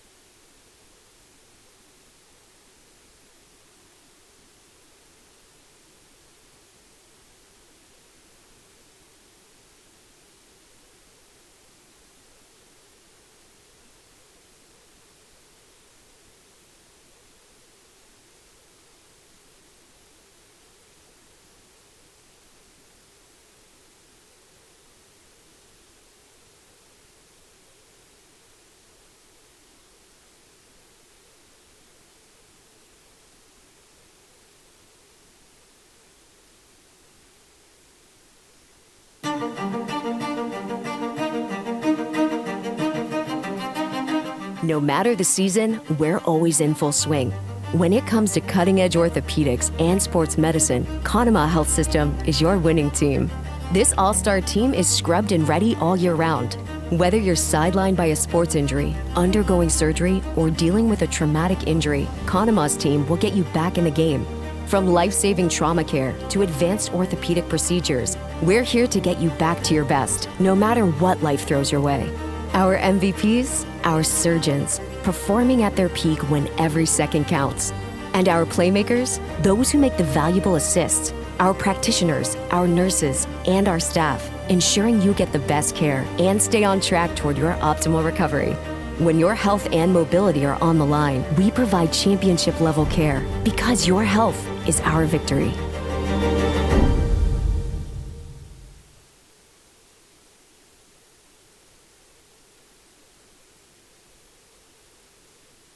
All right, Ralph, we're back here. We're back on the Crusher Sports Network, the Dream Team, the Stream Team, and I got a special shout out that we want to give here tonight to a young lady, Ginny Battellini.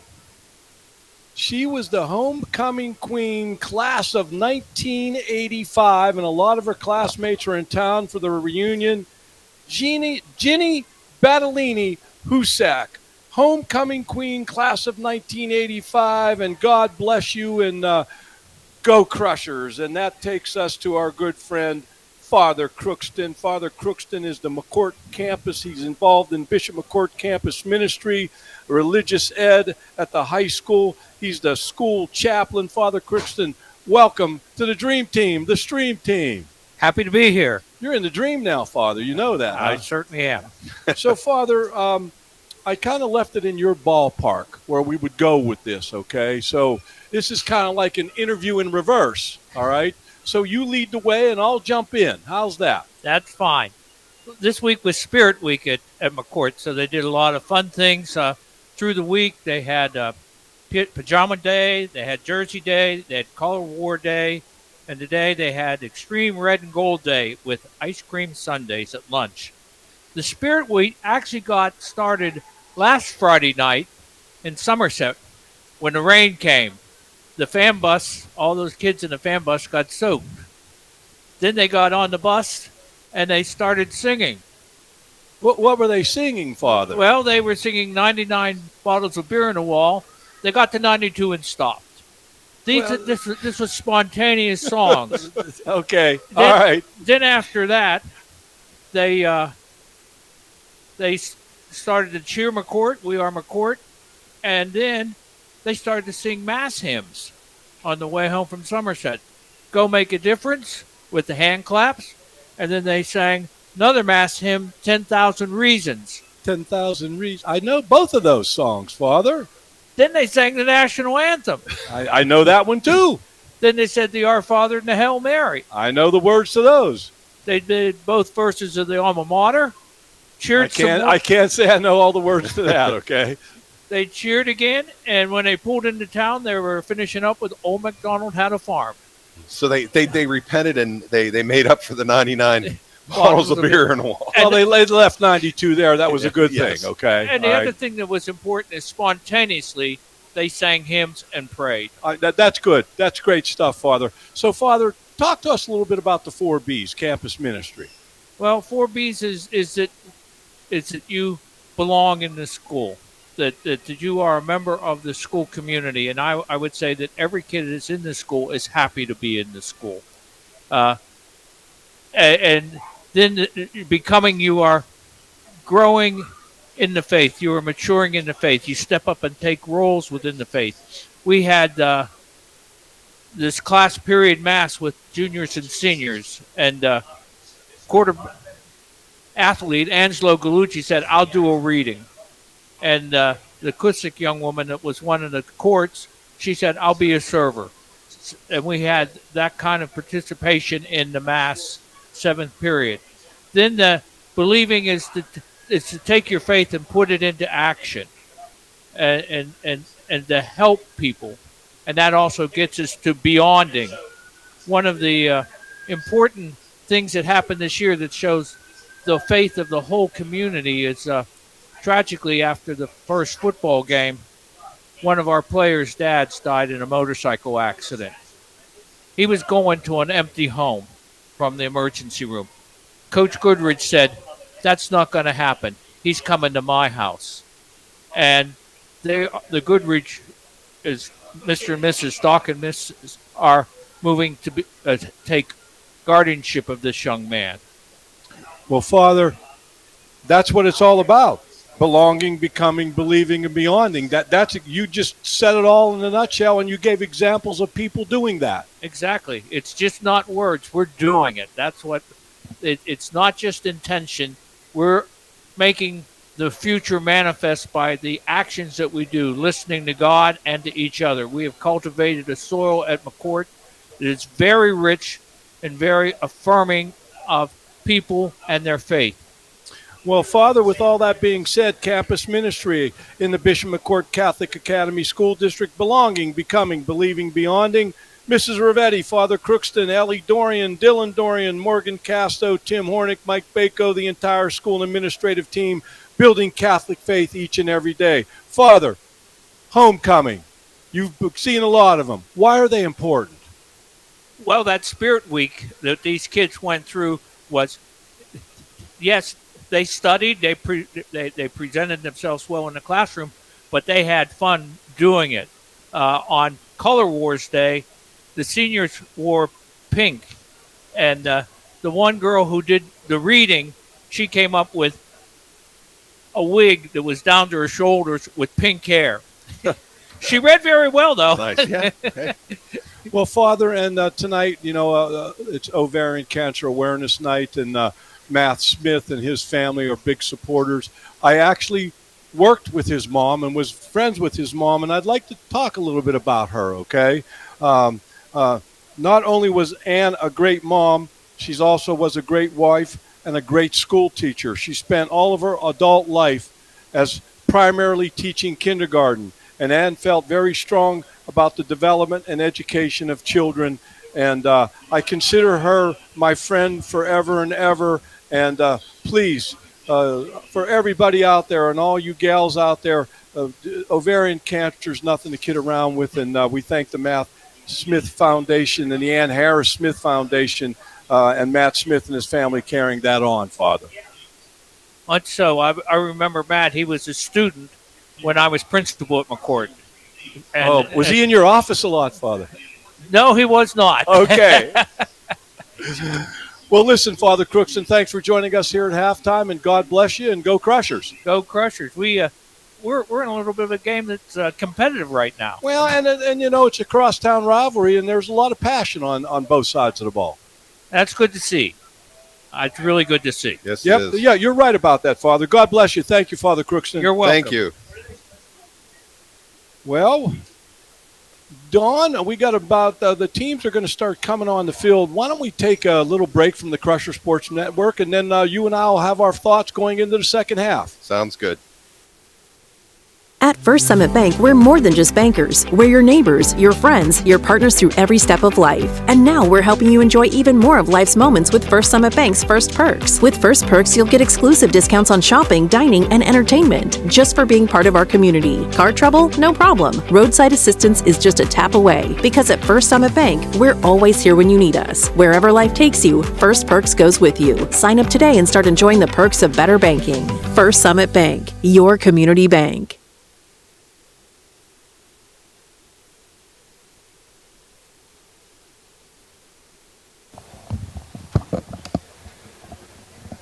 All right, we're back, Rolf. We're back on the Crusher Sports Network, and great stuff here at halftime, Donnie. And so my question to you and my thought to you, Dawn, is what are your thoughts as we go into the second half? You know what? I got to say this.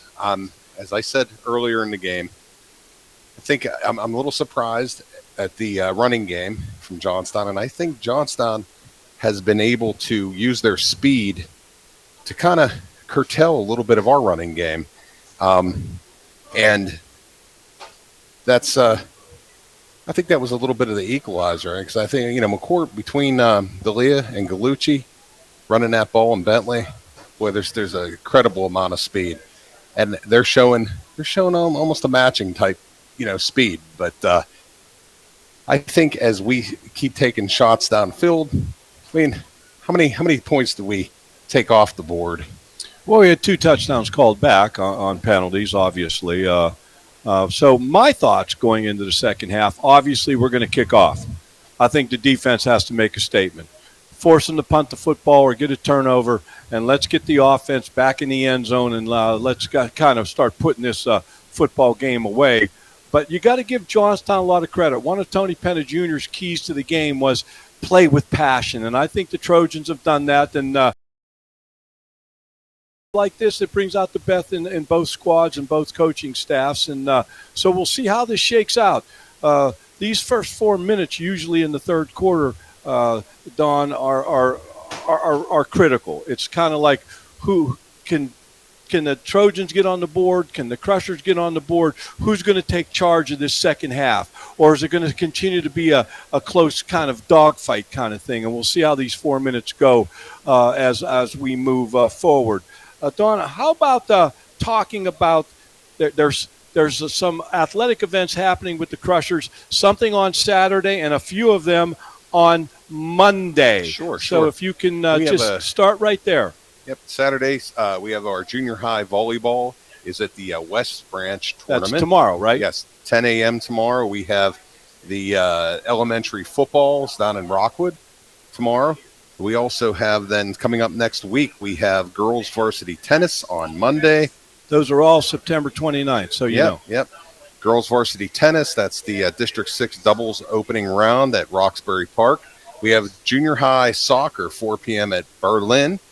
And then also at Greater Johnstown, we have our JV team taking on Greater Johnstown over at Trojans Stadium. And then let's see here. That's all on the 29th. Wow. The boys soccer, we have the co-op game. That's at 5 p.m. at Bishop Carroll High School.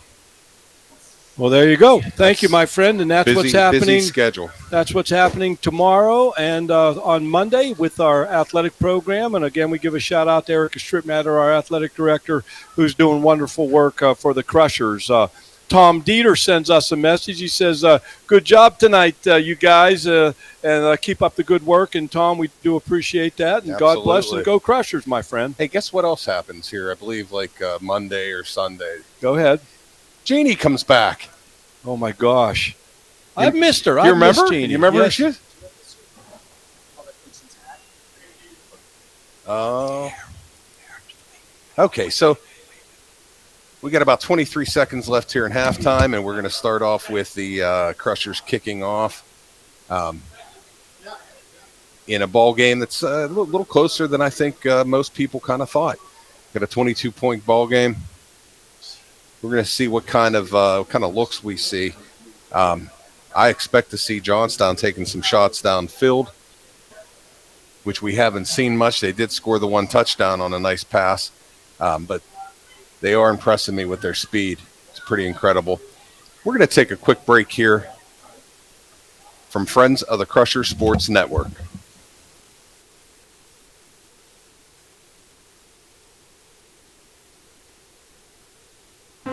At Mission Critical Solutions, we're not just about metal.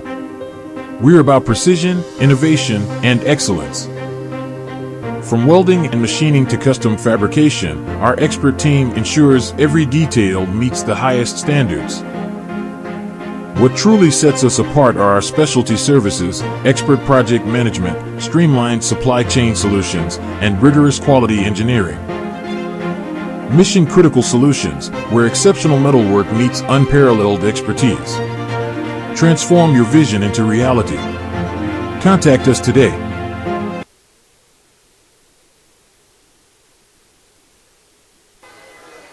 We're back. Well, we're back on the Crusher Sports Network. The Dream Team, the Stream Team, we're going to start the second half here from Sargent Stadium at the point.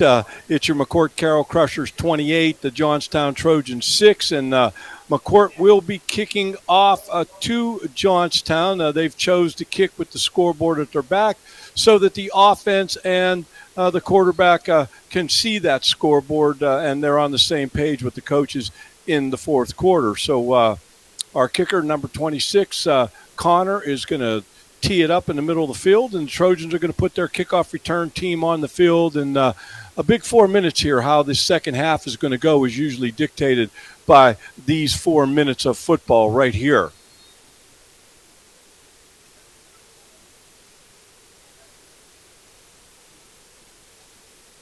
And he kicks it down that right side. It bounces, but the Trojans take it on a bounce. And we miss a couple of tackles, but the Trojan receiver is knocked out of bounds, and the Trojans are going to take over 1st and 10, and they're going to spot the football on about the Trojan 40-yard line, or just shy of the 40-yard line, and here we go. Big stand here. Yep. Trojan offense over the ball. Crusher defense, make a statement right here now, force them to punt or turn a turnover, and let's get our offense back in the end zone. They hand it off, going from their right to their left, our defense's left, and they pick up about 9 yards, and the Trojans are able to run the football here a little bit tonight, which runs the clock, and I can understand that philosophy from their standpoint. They've been having some success. I mean, what, 3 yards a run, 4 yards a run? Well, 2nd down and 10. It should be 1st and 10, should it not? What are they doing there with the sticks? What's going on here, fellas? I think they're saying he was short. Well, you shouldn't move the sticks until you know what you're doing here. So they're saying that he's like about a half a yard short, so the scoreboard says 2nd and 1 on the Trojan 49-yard line. And here we go again. There's the snap.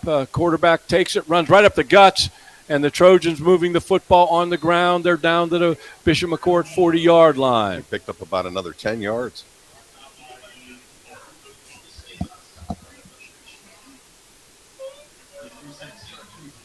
It's going to be on the Crusher 39-yard line.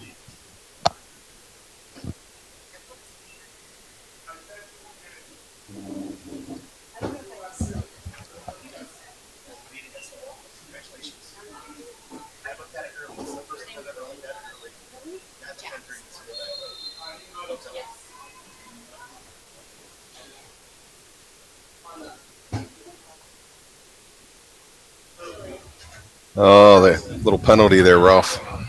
Oh, boy. So for our fans, I know there's going to be a football game going on, but we're going to deviate from it here probably about in another 2 or 3 minutes. We're going to talk to the homecoming queen, and hopefully we can get her chaperone on the air as well, Jax Forsyth, and Jack Forrest, excuse me. And Johnstown back to pass. They're going deep down the right sidelines, and Gallucci over the top makes a play, knocks it out of bounds, and now we've got a crusher down on the ground.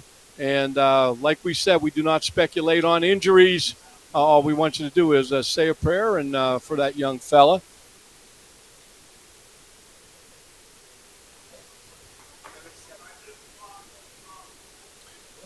Trainers coming on over to check things out.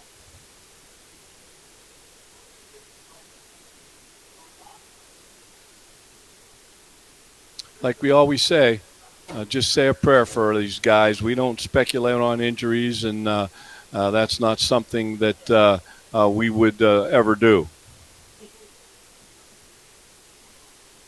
I'm hoping he just cramped up, because those things hurt. They hurt a lot.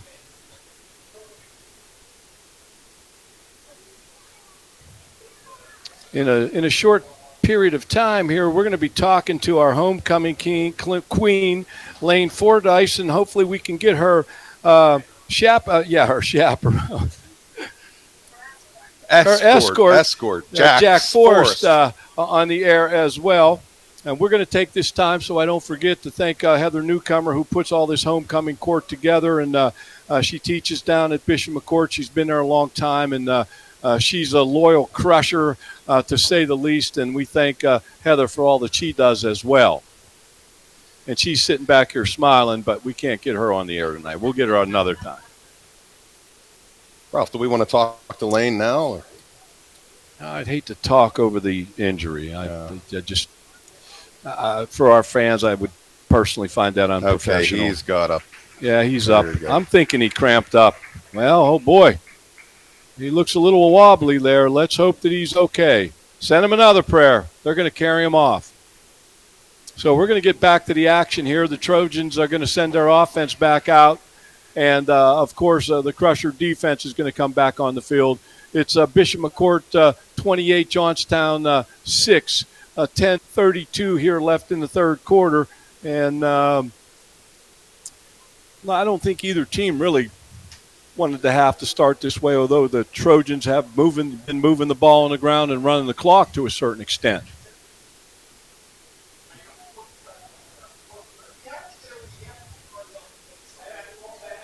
And the Trojans have chosen we're going to run the football. It's 2nd and 15, the ball on the McCort 44-yard line. We got motion. The snap is fumbled. The Crushers are all over him. I believe that Stevens was the first one there, but there are 9 Crushers were around that football, and they throw the running back for a loss, and it's now going to be 3rd down and about, might be 20 for a first down. The ball is on the McCort 49-yard line. 9:58, 9:57 on a moving clock here in the third quarter.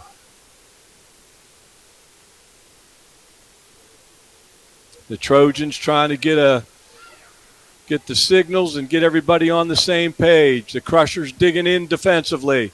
There's the snap right up the guts, and the Crushers are having none of that. There's Rocco Fetzko. There's Rodriguez. There is Page. Holy buckets. There's a lot of Crushers around that. Don, I want to remind you, should the Crushers pull off a victory tonight, we will announce Crushers of the game as we wind down this broadcast. Now, we've got Gallucci deep for the Crushers on the punt return team. The defense was able to hold Johnstown and force them to punt the football. So that scenario is taking place as we hoped it would. And hopefully our offense can get another score in the end zone. Left-footed punter. Good punt. Gallucci lets it bounce. He finally picks it up on the 9-yard line. He spins out of that, the 10, the 15. He's out of bounds at the 17-yard line. And right now, folks, we know there's a football game going on, and you can see it, but we're going to bring our homecoming queen onto the stream here and talk to her a little bit about that. So our homecoming queen, Lane Fordyce. Lane, congratulations. Thank you so much. Oh, you got a beautiful smile. You guys, Lane, I got to ask you, okay, was that a hard walk? Yeah.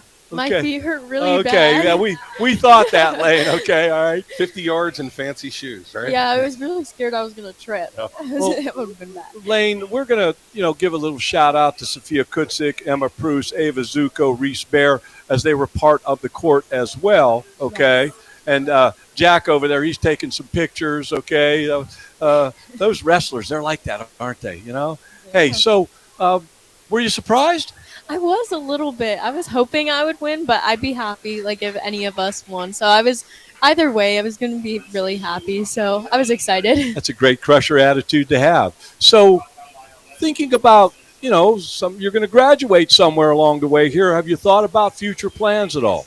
Yeah, I think I'm not totally sure on the school. I've looked at a few. I like multiple different, but I really want to go into food science Food science. Yeah, the food science. So what's that? What is that? So, like, the easiest way for me to describe it would be like the people who like come up with the new types of protein bars, or the people at Hershey who come up with the new flavors of Reese's cups. So it's like the scientists behind like the food products in stores. Nice. The Lane oatmeal bar. Yeah, right. It's gonna be great. Yeah.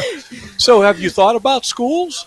Yes, I like I like Penn State's food science program, and I really like Oklahoma State's food science program also. Okay. Oklahoma State. Oklahoma State. I don't know. Do you know anybody that might? Oh, there's somebody that might go there. Let me say this to you, Lane. God bless you. You look beautiful. Thanks for coming up and talking to us. Congratulations on being the homecoming queen. And we're going to put the headset on that young fella right over there. All okay? right. Can we do that? Yes. He's got some nice flowers there, that young fella, doesn't he? Jack. So that brings our buddy Jack Forrest to the front. Jack, you made a lot of headlines this summer. Uh-huh. Yeah. Yep. Okay. Well, you got a lot going on, and congratulations to you. You're doing some great stuff there. Thank you. So are you still headed to where you're going to go? Oklahoma State. You're still headed there? Okay. Yep. Well, sometimes we change our minds, and I want to be sure. Yeah. So, I'm going there for sure. Okay. No Well, doubt. congratulations to you on that. And so what are you thinking about majoring in other than wrestling? I would like to get into business. I want to, after I'm done wrestling competing, I want to get into coaching. And obviously now with NIL, with all that stuff, it's become more of a business than the wrestling. So the wrestling, I'm gonna know that stuff, but I got to know the business behind it. So I think that'd be a good one for me. So, Jax, what's up next for you here? I'm going to the U23 World Championships in Serbia. Serbia. Yeah. Serbia. Yeah. You need a passport for that, right? Trust me, I got my passport. And a bodyguard, right? No bodyguards. No, okay. He doesn't need a bodyguard. He doesn't need a bodyguard. Yeah. I had the pleasure of teaching you in school yeah. for about 20 days, and I enjoyed that very much. And thanks for joining us on the Crusher Sports Network. And good luck to you, my friend, and God bless. Safe travels, Go Jack. Crushers. Appreciate it. All right. Thank you, Mrs. Newcomer. And we're going back to the football game. It is 28-6. The Crushers still in the lead. 7 minutes and 3 seconds left in the third quarter.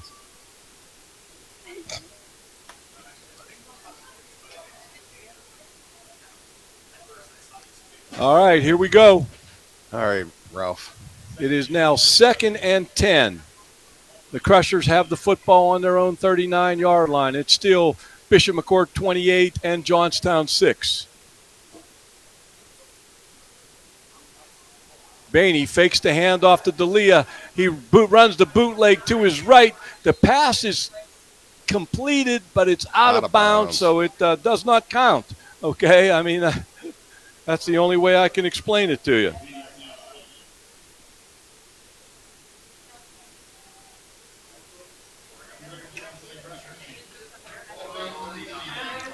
Ralph, I kind of feel like we're stuck in the mud.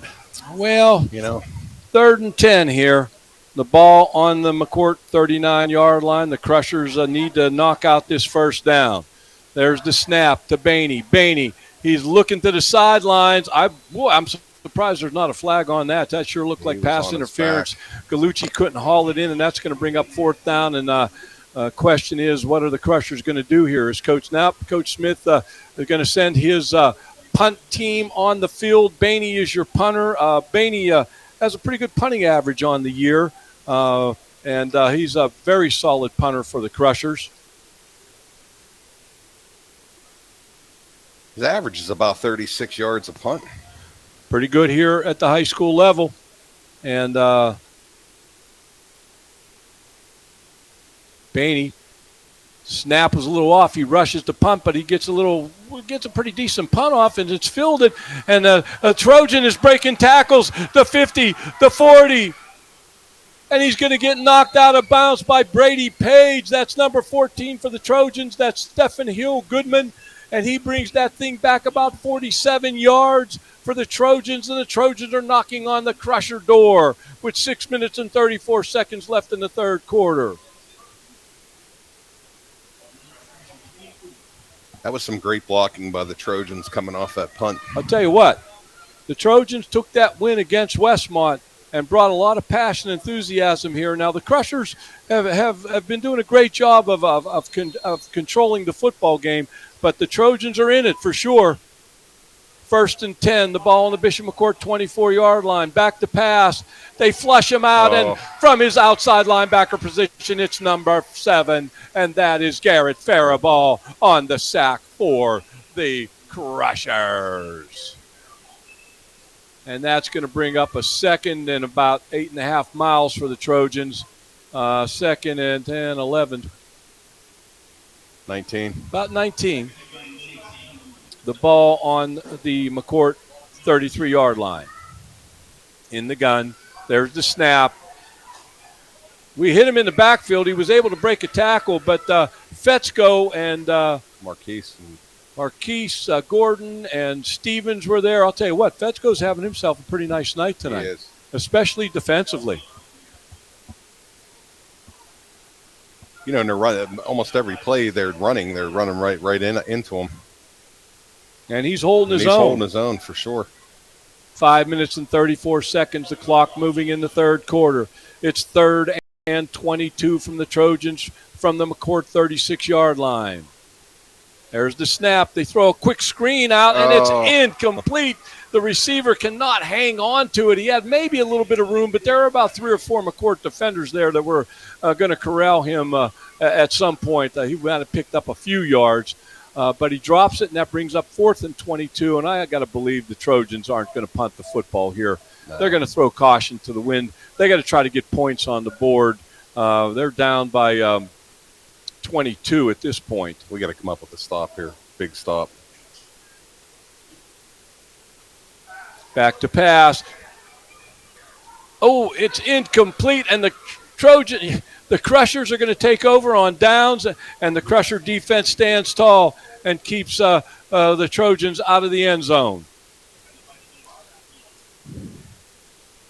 Ralph, while they're switching over here, I'm going to read some of the corporate sponsors. Ameriserve Financial, Family Dental Center with Dr. John Walker and Dr. Jesse Cooper, Laurel Auto Group, Ann Harris Smith Foundation, HF Lens, Allegheny Orthodontic Associates, Martella's Pharmacy, Redefined Advisors, McEnany Brothers, WJC, Paris Financial, The Haven, First Summit Bank, Nico's Restaurant, Sunseekers, Tanning Studios, Game Day Apparel, McElwain Bus and Charter, Thomas Buick GMC, Rizzo's Restaurant, Formica's Kitchen, Design and Contracting. I want to thank them for all their support for Bishop McCort.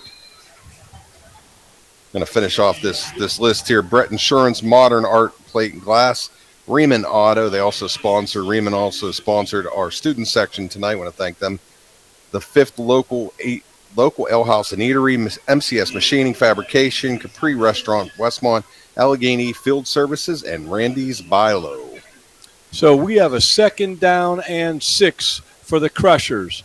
The ball on the 40-yard line, their 40-yard line. 4 minutes and 40 seconds left in the third quarter. Give it to D'Elia up the guts. He finds a seam, and I believe D'Elia gets the first down, and now we got a flag. We got another flag. And I'm going to wonder what they're going to call here. I wonder if they got a hold on the Crushers. Yep, they're going to bring it back from the spot of the foul. The Crushers are going to have a long way to go. It'll still be second down. Wow. Officials are catching the Crushers do a lot of things tonight. You know, you like to see the flags go both ways a little bit, though. So that's going to bring up a second and about 17 for McCort from their own 30-yard line. Bainey, he's back to pass. He's looking to the sidelines. Nice catch over there. Oh, boy. And that's Nick Dressick. Nick Dressick does a great job of keeping that ball from hitting the ground. He tucks it away and takes it up the field, picks up the first down and then some. And the Crushers are on the move here on homecoming night and Ovarian Cancer Awareness Night. The Crushers are knocking on the door here. Hopefully in about 2 or 3 plays, we put this thing in the end zone. That's wishful thinking here on the Crusher Sports Network. Bainey down the middle. It's wide caught. Open. And that's Gallucci down to the 30-yard line. We're sending all that positive energy down to the field. And Coach Price calling some big-time plays down there. And let's put it in the end zone, fellas.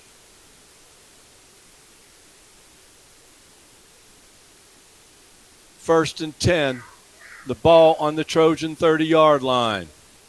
Bainey hands it off inside to D'Elia. D'Elia spinning and moving. He might have picked up a yard. A nice defensive play there by the Trojans. I believe that was number 11. That's Ronison Edwards. And I'll tell you what, the Trojans got about 4 or 5 guys. They keep showing up in the call tonight and playing some decent football on their side of the ball. They can sure get to the ball. They get to the ball in a hurry, Ralph. Well, now we got another stoppage of play. I'm not sure what that call even was. I think it's an offsides on us. Oh, boy. Way too many penalties tonight. I know that Coach Smith and his staff, when they look at the film, they're going to let the guys know. You just got to stop doing that. Can't make all those penalties. Second down and 10. The ball on the Trojan 30-yard line. D'Elia directly behind Bainey. Now Bainey, not sure what's going on here. Timeout. Looks like somebody called the timeout. Let's see what the official. And Bishop McCort takes a timeout. Let's take a message from friends of the Crusher Sports Network.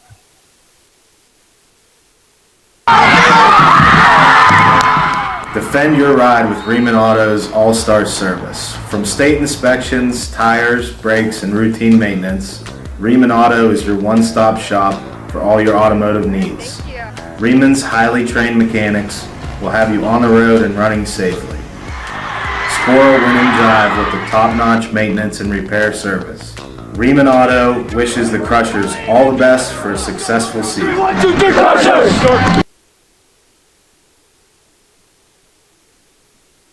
All right, Ralph, we're back here with 2:56 left in the third. The Crushers 28, Trojans 6. Looks like about a second and 10 here on the 30. Little confusion caused a little timeout.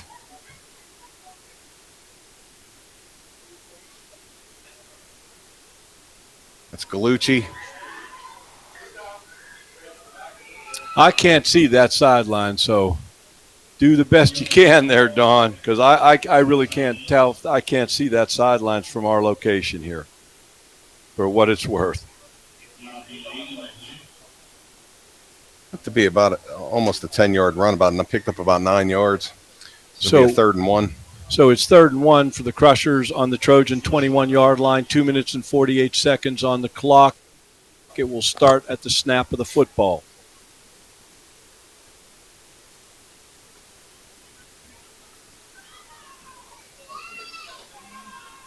Bainey in the gun. D'Elia to his right.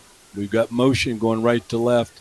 Give it to D'Elia right up the guts. D'Elia, he rumbles and stumbles for a couple of yards there. Picks up the first down.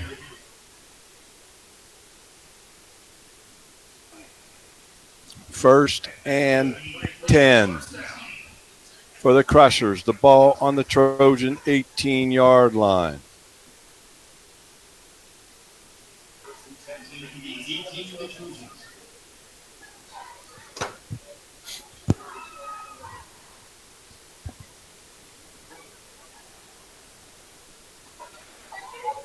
Gallucci is now in at quarterback, and D'Elia is in a tight slot to the left. We've got a bunch trips to the right, and we fake it to D'Elia, and Gallucci keeps it up the guts on the quarterback keeper, and he gets it to about the 11 or 12-yard line. 6 yards. And that's going to pick up – it's going to be 2nd down and 5, and the ball is on the Trojan 13-yard line as the Crushers look to the sidelines to get the play selection. I'm going to have to believe that this is 2-down territory any way you look at it. Whether we would kick a field goal or score a touchdown, we want to get a touchdown first. Gallucci looking, he throws to the corner of the end zone. Open. And it's caught, but it's incomplete. The pass was out of the end zone. So that's going to bring up a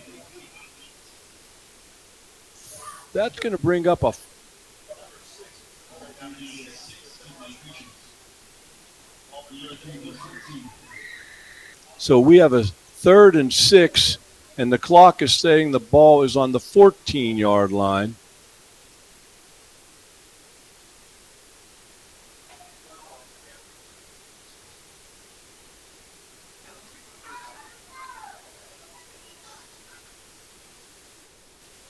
Gives it to D'Elia. Up the middle, boy, looks like he might have picked up the first down there. Yep. It's going to be 1st and goal. Looks to be about the 5-yard line.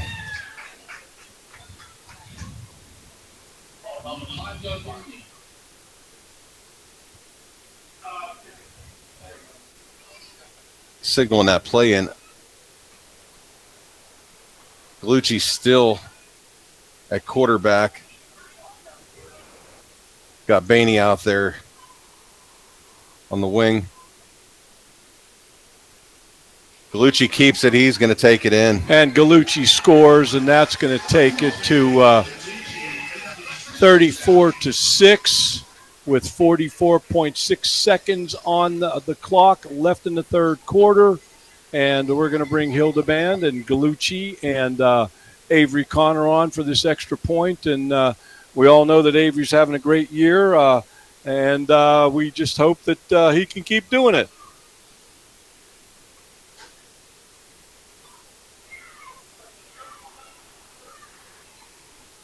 It's always about snap, hold, kick. If that's efficient, it's pretty hard to block an extra point unless it's like a low line drive type thing.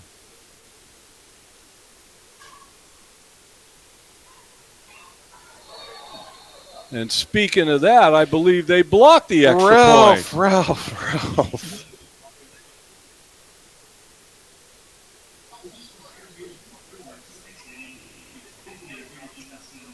So I'm going to go down this list of corporate sponsors. On the other side, we have the Boulevard Grill, Senior Life, Conemaugh Health Systems, Laurel Asphalt, Cambria Roofing and Remodeling, Independent Catholic Foundations, David J. Weaver, Esquire, Western Lawn Care, Family Dentistry, Dr. Garver, Flair of Country, and the Willow, Hutchco Financial, Pizza Man Pizza, Mishler Auction, House of Smoke, Westwood Floral and Gifts, Jerry Murphy, Remax Power Associates, Joey Dell's 2001 Caterers, CJL Engineering, 814 Lanes and Games, Kurt R. Nielsen, Attorney at Law, Schaefer Oil, Pro Disposal, Merho, Federal Credit Union, The Pike Steakhouse and Pub, Coldwell Banker, Prestige Realty, Adam Dugan, and Yoder's Landscaping. Well, that doesn't happen often, but it happened.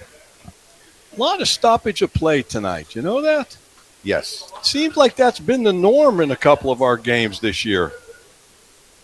I mean, we still got a whole quarter of football to play here. And you never know how long the 44.6 seconds is going to last. Absolutely. So Connor's going to set it up in the middle of the field. The Trojans have their kickoff return on the field, and they are really defending the sidelines, knowing that Connor can kick that little sky kick to the sidelines, which we've recovered on 2 occasions this season. Sort of like a little bit different version of an onside kick.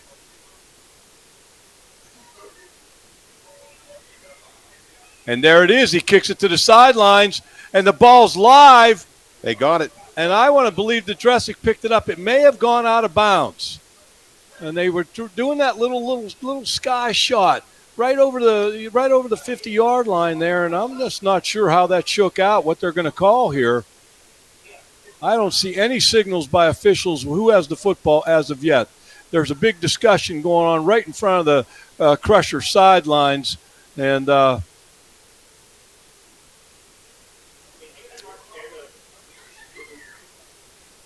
wow.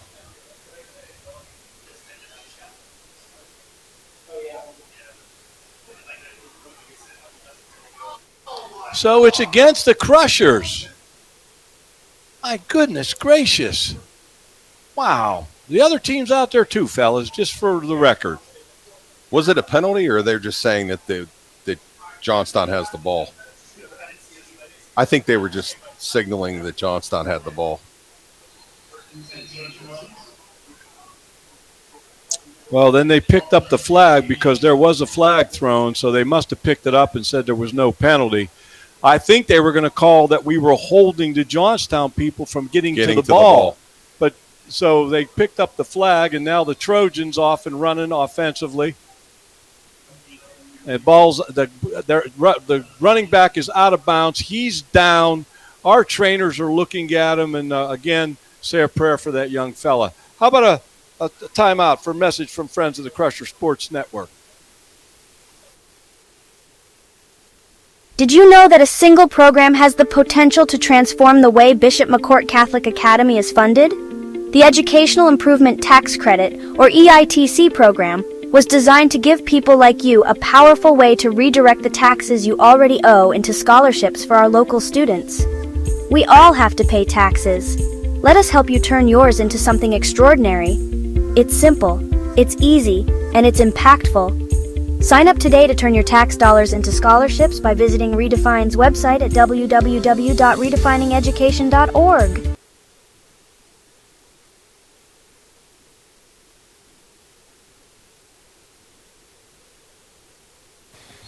And we're back. The young man's okay.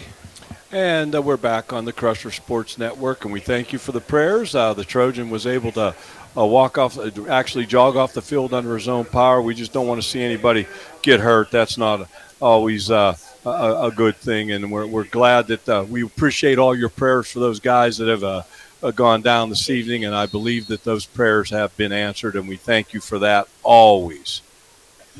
And that is now going to take the Trojans to a 2nd down and 1. The ball on the McCort 40-yard line, 39-yard line, 22 seconds, 21, 20, 19.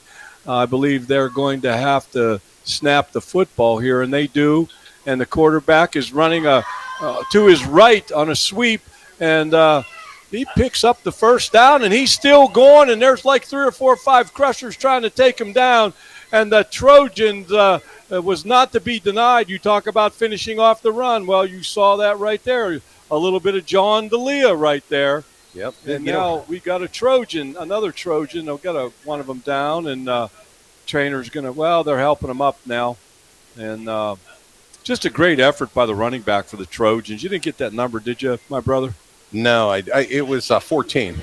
Yeah, so number 14, that was Stephen Hill Goodman, who just would not be denied. Now it's the end of the 3rd quarter, and we're going to go to the sidelines. We're going to switch ends. It's the McCort 34, Johnstown 6. How about some more messages from friends of the Crusher Sports Network?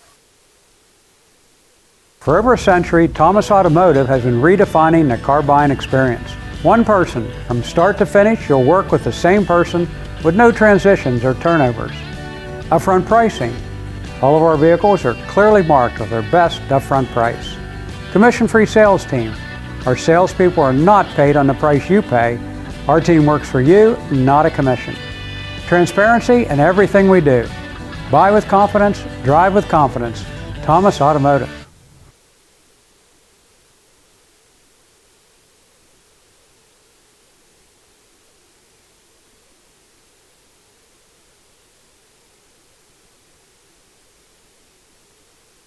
And we're back here, beginning of the fourth quarter. We got our McCort Carroll Crushers 34 and the Johnstown Trojans 6.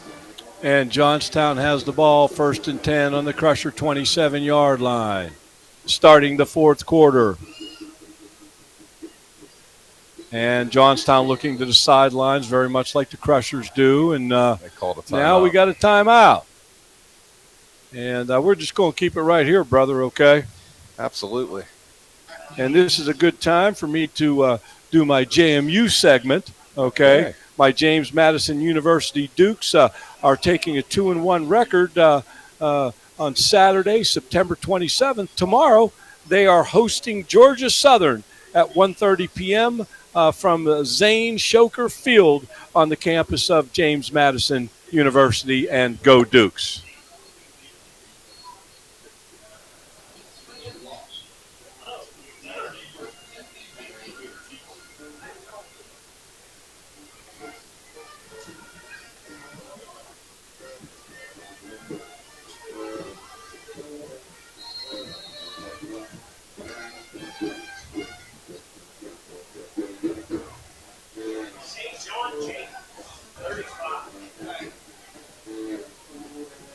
Number 14 for Johnstown running right, no doing. The Crushers are all over that. That's Stephen Hill Goodman.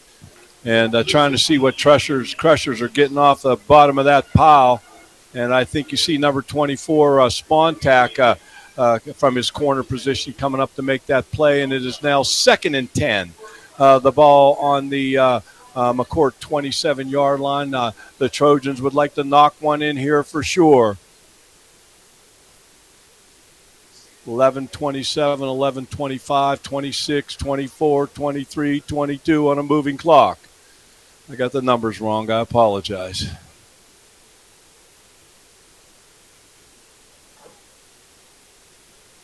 Oh, their quarterback took the snap. He's running to his left, and he is brought down from his outside linebacker position. That's Faribault making a couple of really nice plays here tonight for the Crusher defensive unit.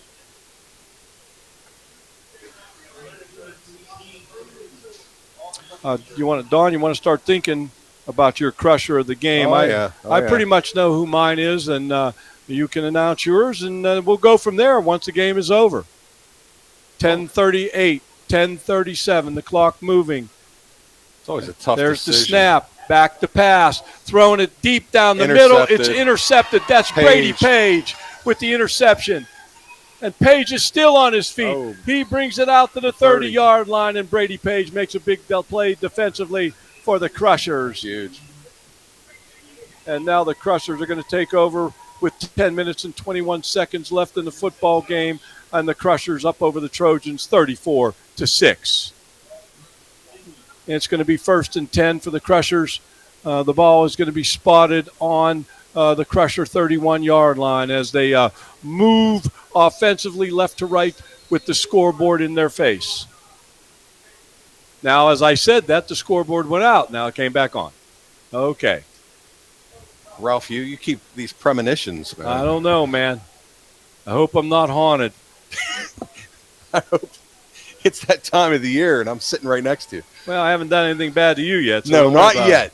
I might have to turn your lights out. Although, Ralph, you do keep calling me Dawn. Okay. You're lucky I don't call you Doris. Doris. Hey, at least it starts with a D. I'm just going to call you D from now on. There you go. Darren, Dawn, D, Danny, dummy. No. Okay, no. Okay. Second down at All seven. right. There's Seven. the scoreboard again.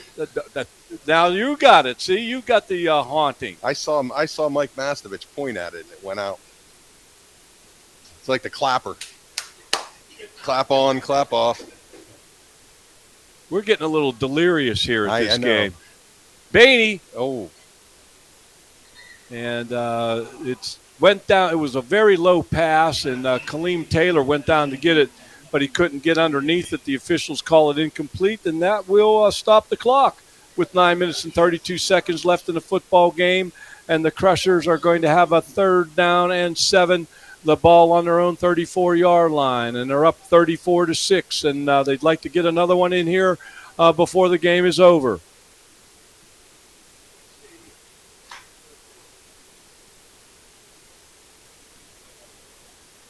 Galucci in motion, and they hand it off. It's Gordon, I believe. Is it?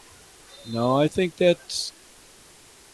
Yep, you're right. Marquise Gordon. No, that was D'Elia. Was that D'Elia? Yep, D'Elia. D'Elia picks up a couple, and that's going to bring up a 4th and 3 for the Crushers, and will they punt the football?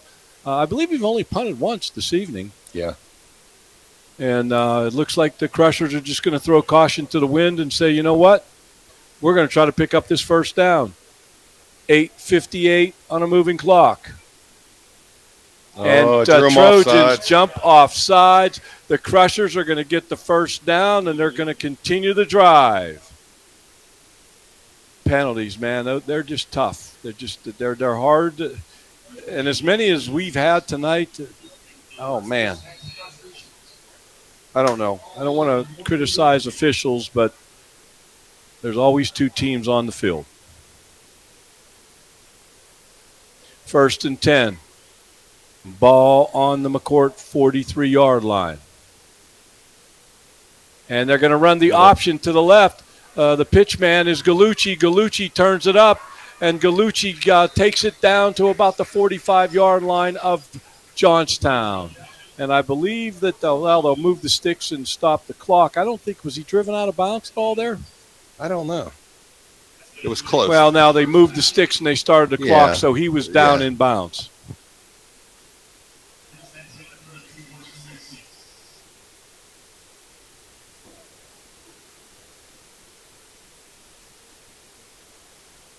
Here's a little tidbit of information for you. I got this from Coach Smith. 2 years ago to this date, the Crushers were 0-5 going in to play Johnstown. Flag. And now it's 5-0 going in to play Johnstown 2 years later. Says a lot where the program has come. Oh, buddy. Tell you what, there's a lot of promise in the future, too. Okay, now we got another flag. Mm-hmm. These guys cut into my sleep time. You know that. Well, we got to let this 4th quarter last. Well, I guess we got another hold. And that's going to bring up a 1st and 20. McCort has the ball on their own 36-yard line.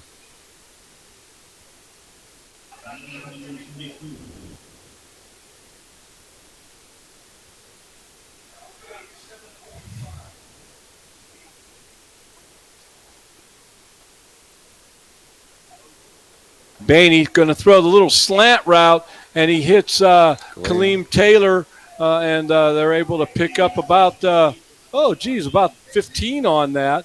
And Coach Smith is saying, get it going, keep it going, let's go, let's make it happen.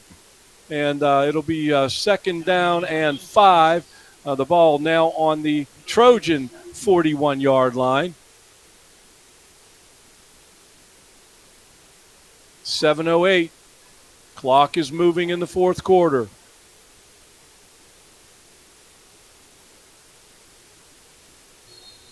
And we jump off. Oh, Manogololo. Holy macaroni. Come on. Can't lose focus like that.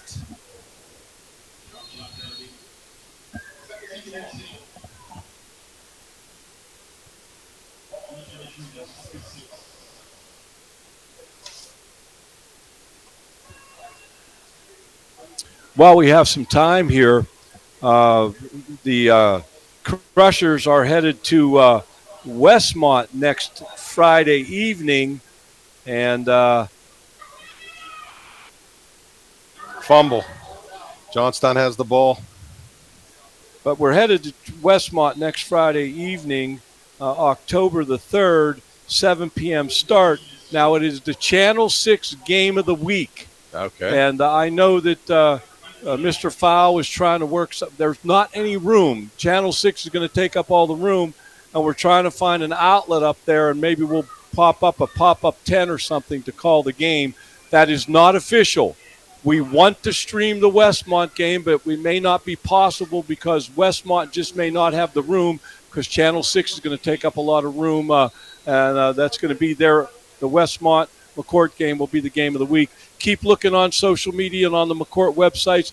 Our goal was to try to stream it, even if we can only do audio. So we'll see how it all shakes out. Our goal is to do audio and video on the road, and we have the equipment to do it. It just depends on where we're going to be located up there if it does happen, Darren. Get that right, huh? I got that one right, didn't I? You got the information. You got the inside information. The inside information. And I got your name right, too. Yes, you did. We reset everything. I'm just going to come up with a bunch of names for you. I'm going to call you Arnie, Bob, Billy, okay? With as many kids as I have and family, they call me all kind of things. I'm sure they do. Okay. We had a botched snap there. Almost gave the ball back to the Crushers. And I believe the Trojans took this time out. And it's 2nd down and 14 for Johnstown. The ball on their own 24-yard line. 5 minutes and 53 seconds left in the contest. The McCort Carroll Crushers 34 and the Johnstown Trojans 6. And, Johnstown put up a valiant battle here tonight. They did. And, from McCort's standpoint, we played a pretty good football game, but we had 2 touchdowns called back on penalties and just had way too many penalties again.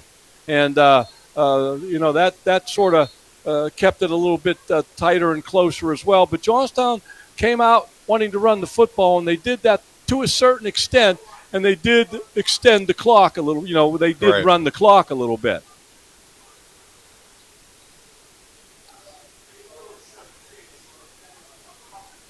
So Johnstown's teeing it up. And they hand it off on the jet sweep going right to left. And number 85 for I saw 85, but I don't see him on the roster here. I don't see any 80s. Is that maybe – no, I'm not even going to guess. Don't speculate. No.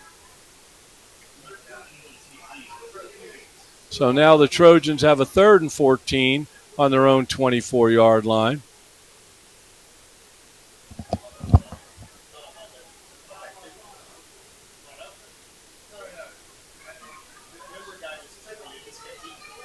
There's the snap. Quarterback's going to take it right up the guts, but there's no doing there.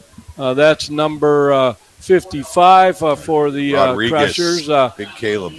Caleb Rodriguez from his nose tackle position, hustling down the line of scrimmage and holds it to about a 1-yard gain. And now Johnstown has a 4th and 13 on their own 25-yard line, and it sure looks like they're going to go for it. What do they have? They have nothing to lose.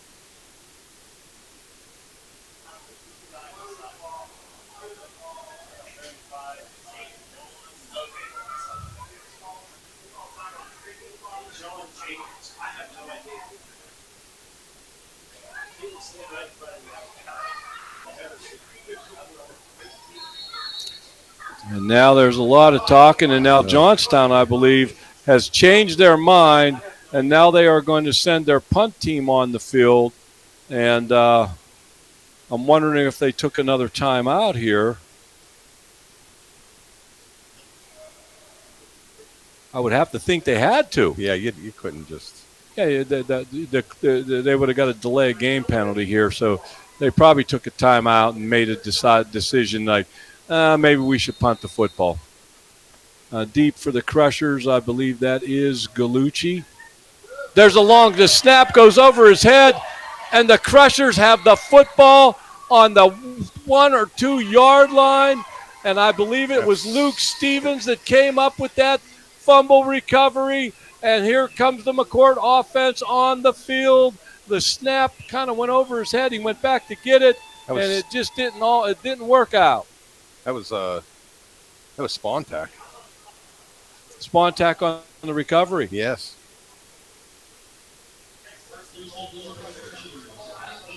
So the Crushers are going to take over 1st and 10 on the 1 yard line, 1st and goal to goal on the 1 yard line of Johnstown. And you know what? It doesn't matter. You're on the 1 yard line. You have to punch it in. It doesn't matter who's on the field, who's not on the field. Right now, don't be afraid to score this touchdown, assuming Johnstown doesn't make a goal line stand.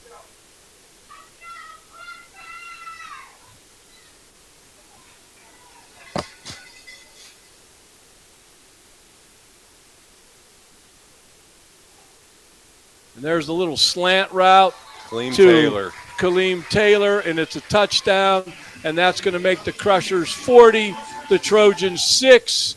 And if my math is correct, if we kick this extra point, how many points are we up by? If we kick the extra point, we're up by 35. And that would be a running clock the rest of the 4 minutes and 6 seconds left in the football game.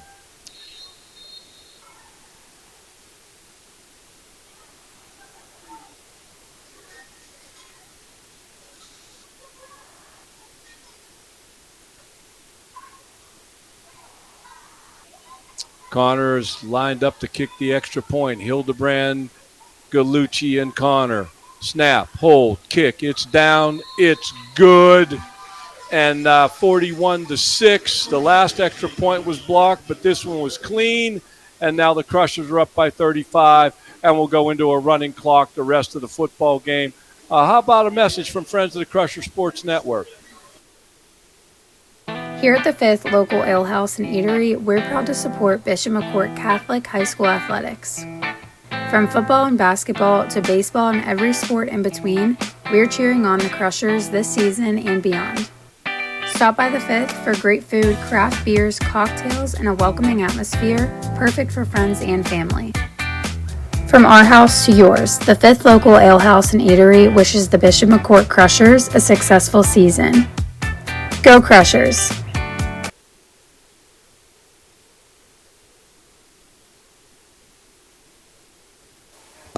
And we're back, Ralph, here with 4:06 left. We have 41 for our McCort Carroll Crushers, 6 for the Trojans.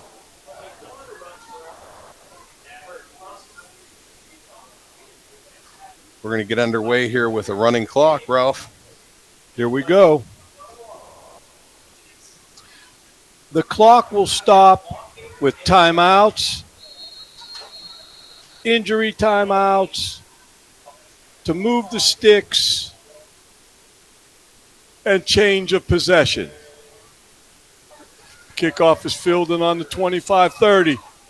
And the ball, it's out of bounds, and it's going to be Johnstown's ball, the fumble, and I believe they're going to spot the football on the 35-yard line, and the clock is moving. The running clock is now in motion, 3:49, 3:48, 3:47.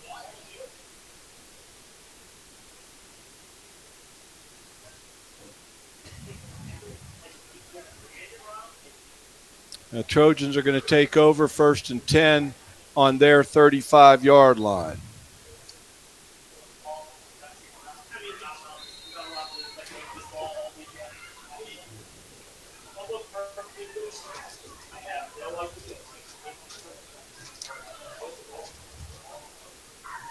Wow. Wow.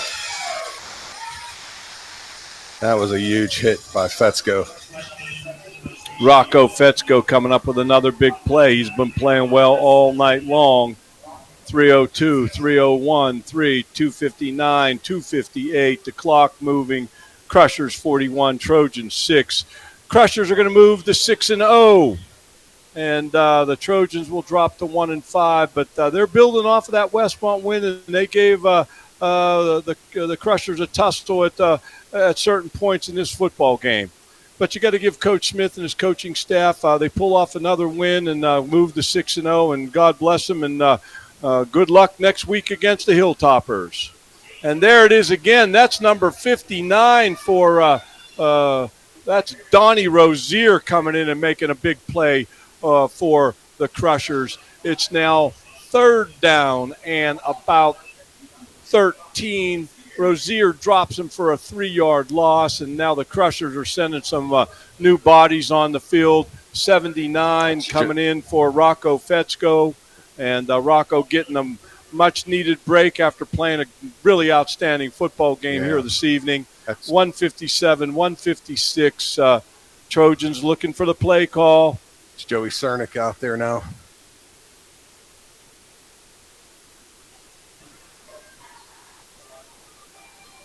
There's the snap. Hand it off right up the guts. Number 6 running the football 85. For Johnstown. That's Walter Anderson. And on that tackle, I see number 3 for the Crushers. That's Marquise Gordon. And now it looks like the Trojans are going to punt the football. Looks like they're going to send their punt team on the field and realize that this one is probably over, and you don't want to give the Crushers good field position here at the end of the football game. And now number 22 for the Crushers is going to go in to field the punt.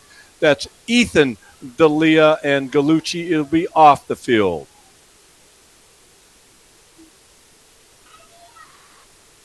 There's a nice snap that time. Left-footed punter. It's an end over end. It bounces, and D'Elia thought about getting it, but he got the smarter and just got away from it.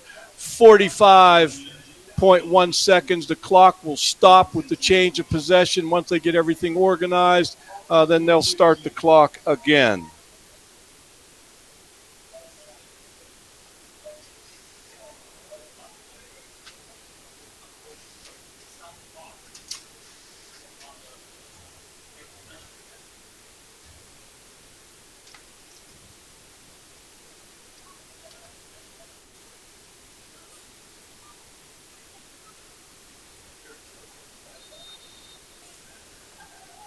And the clock has started, and the Crushers will have to probably snap at one time. I would think that they will probably take a knee.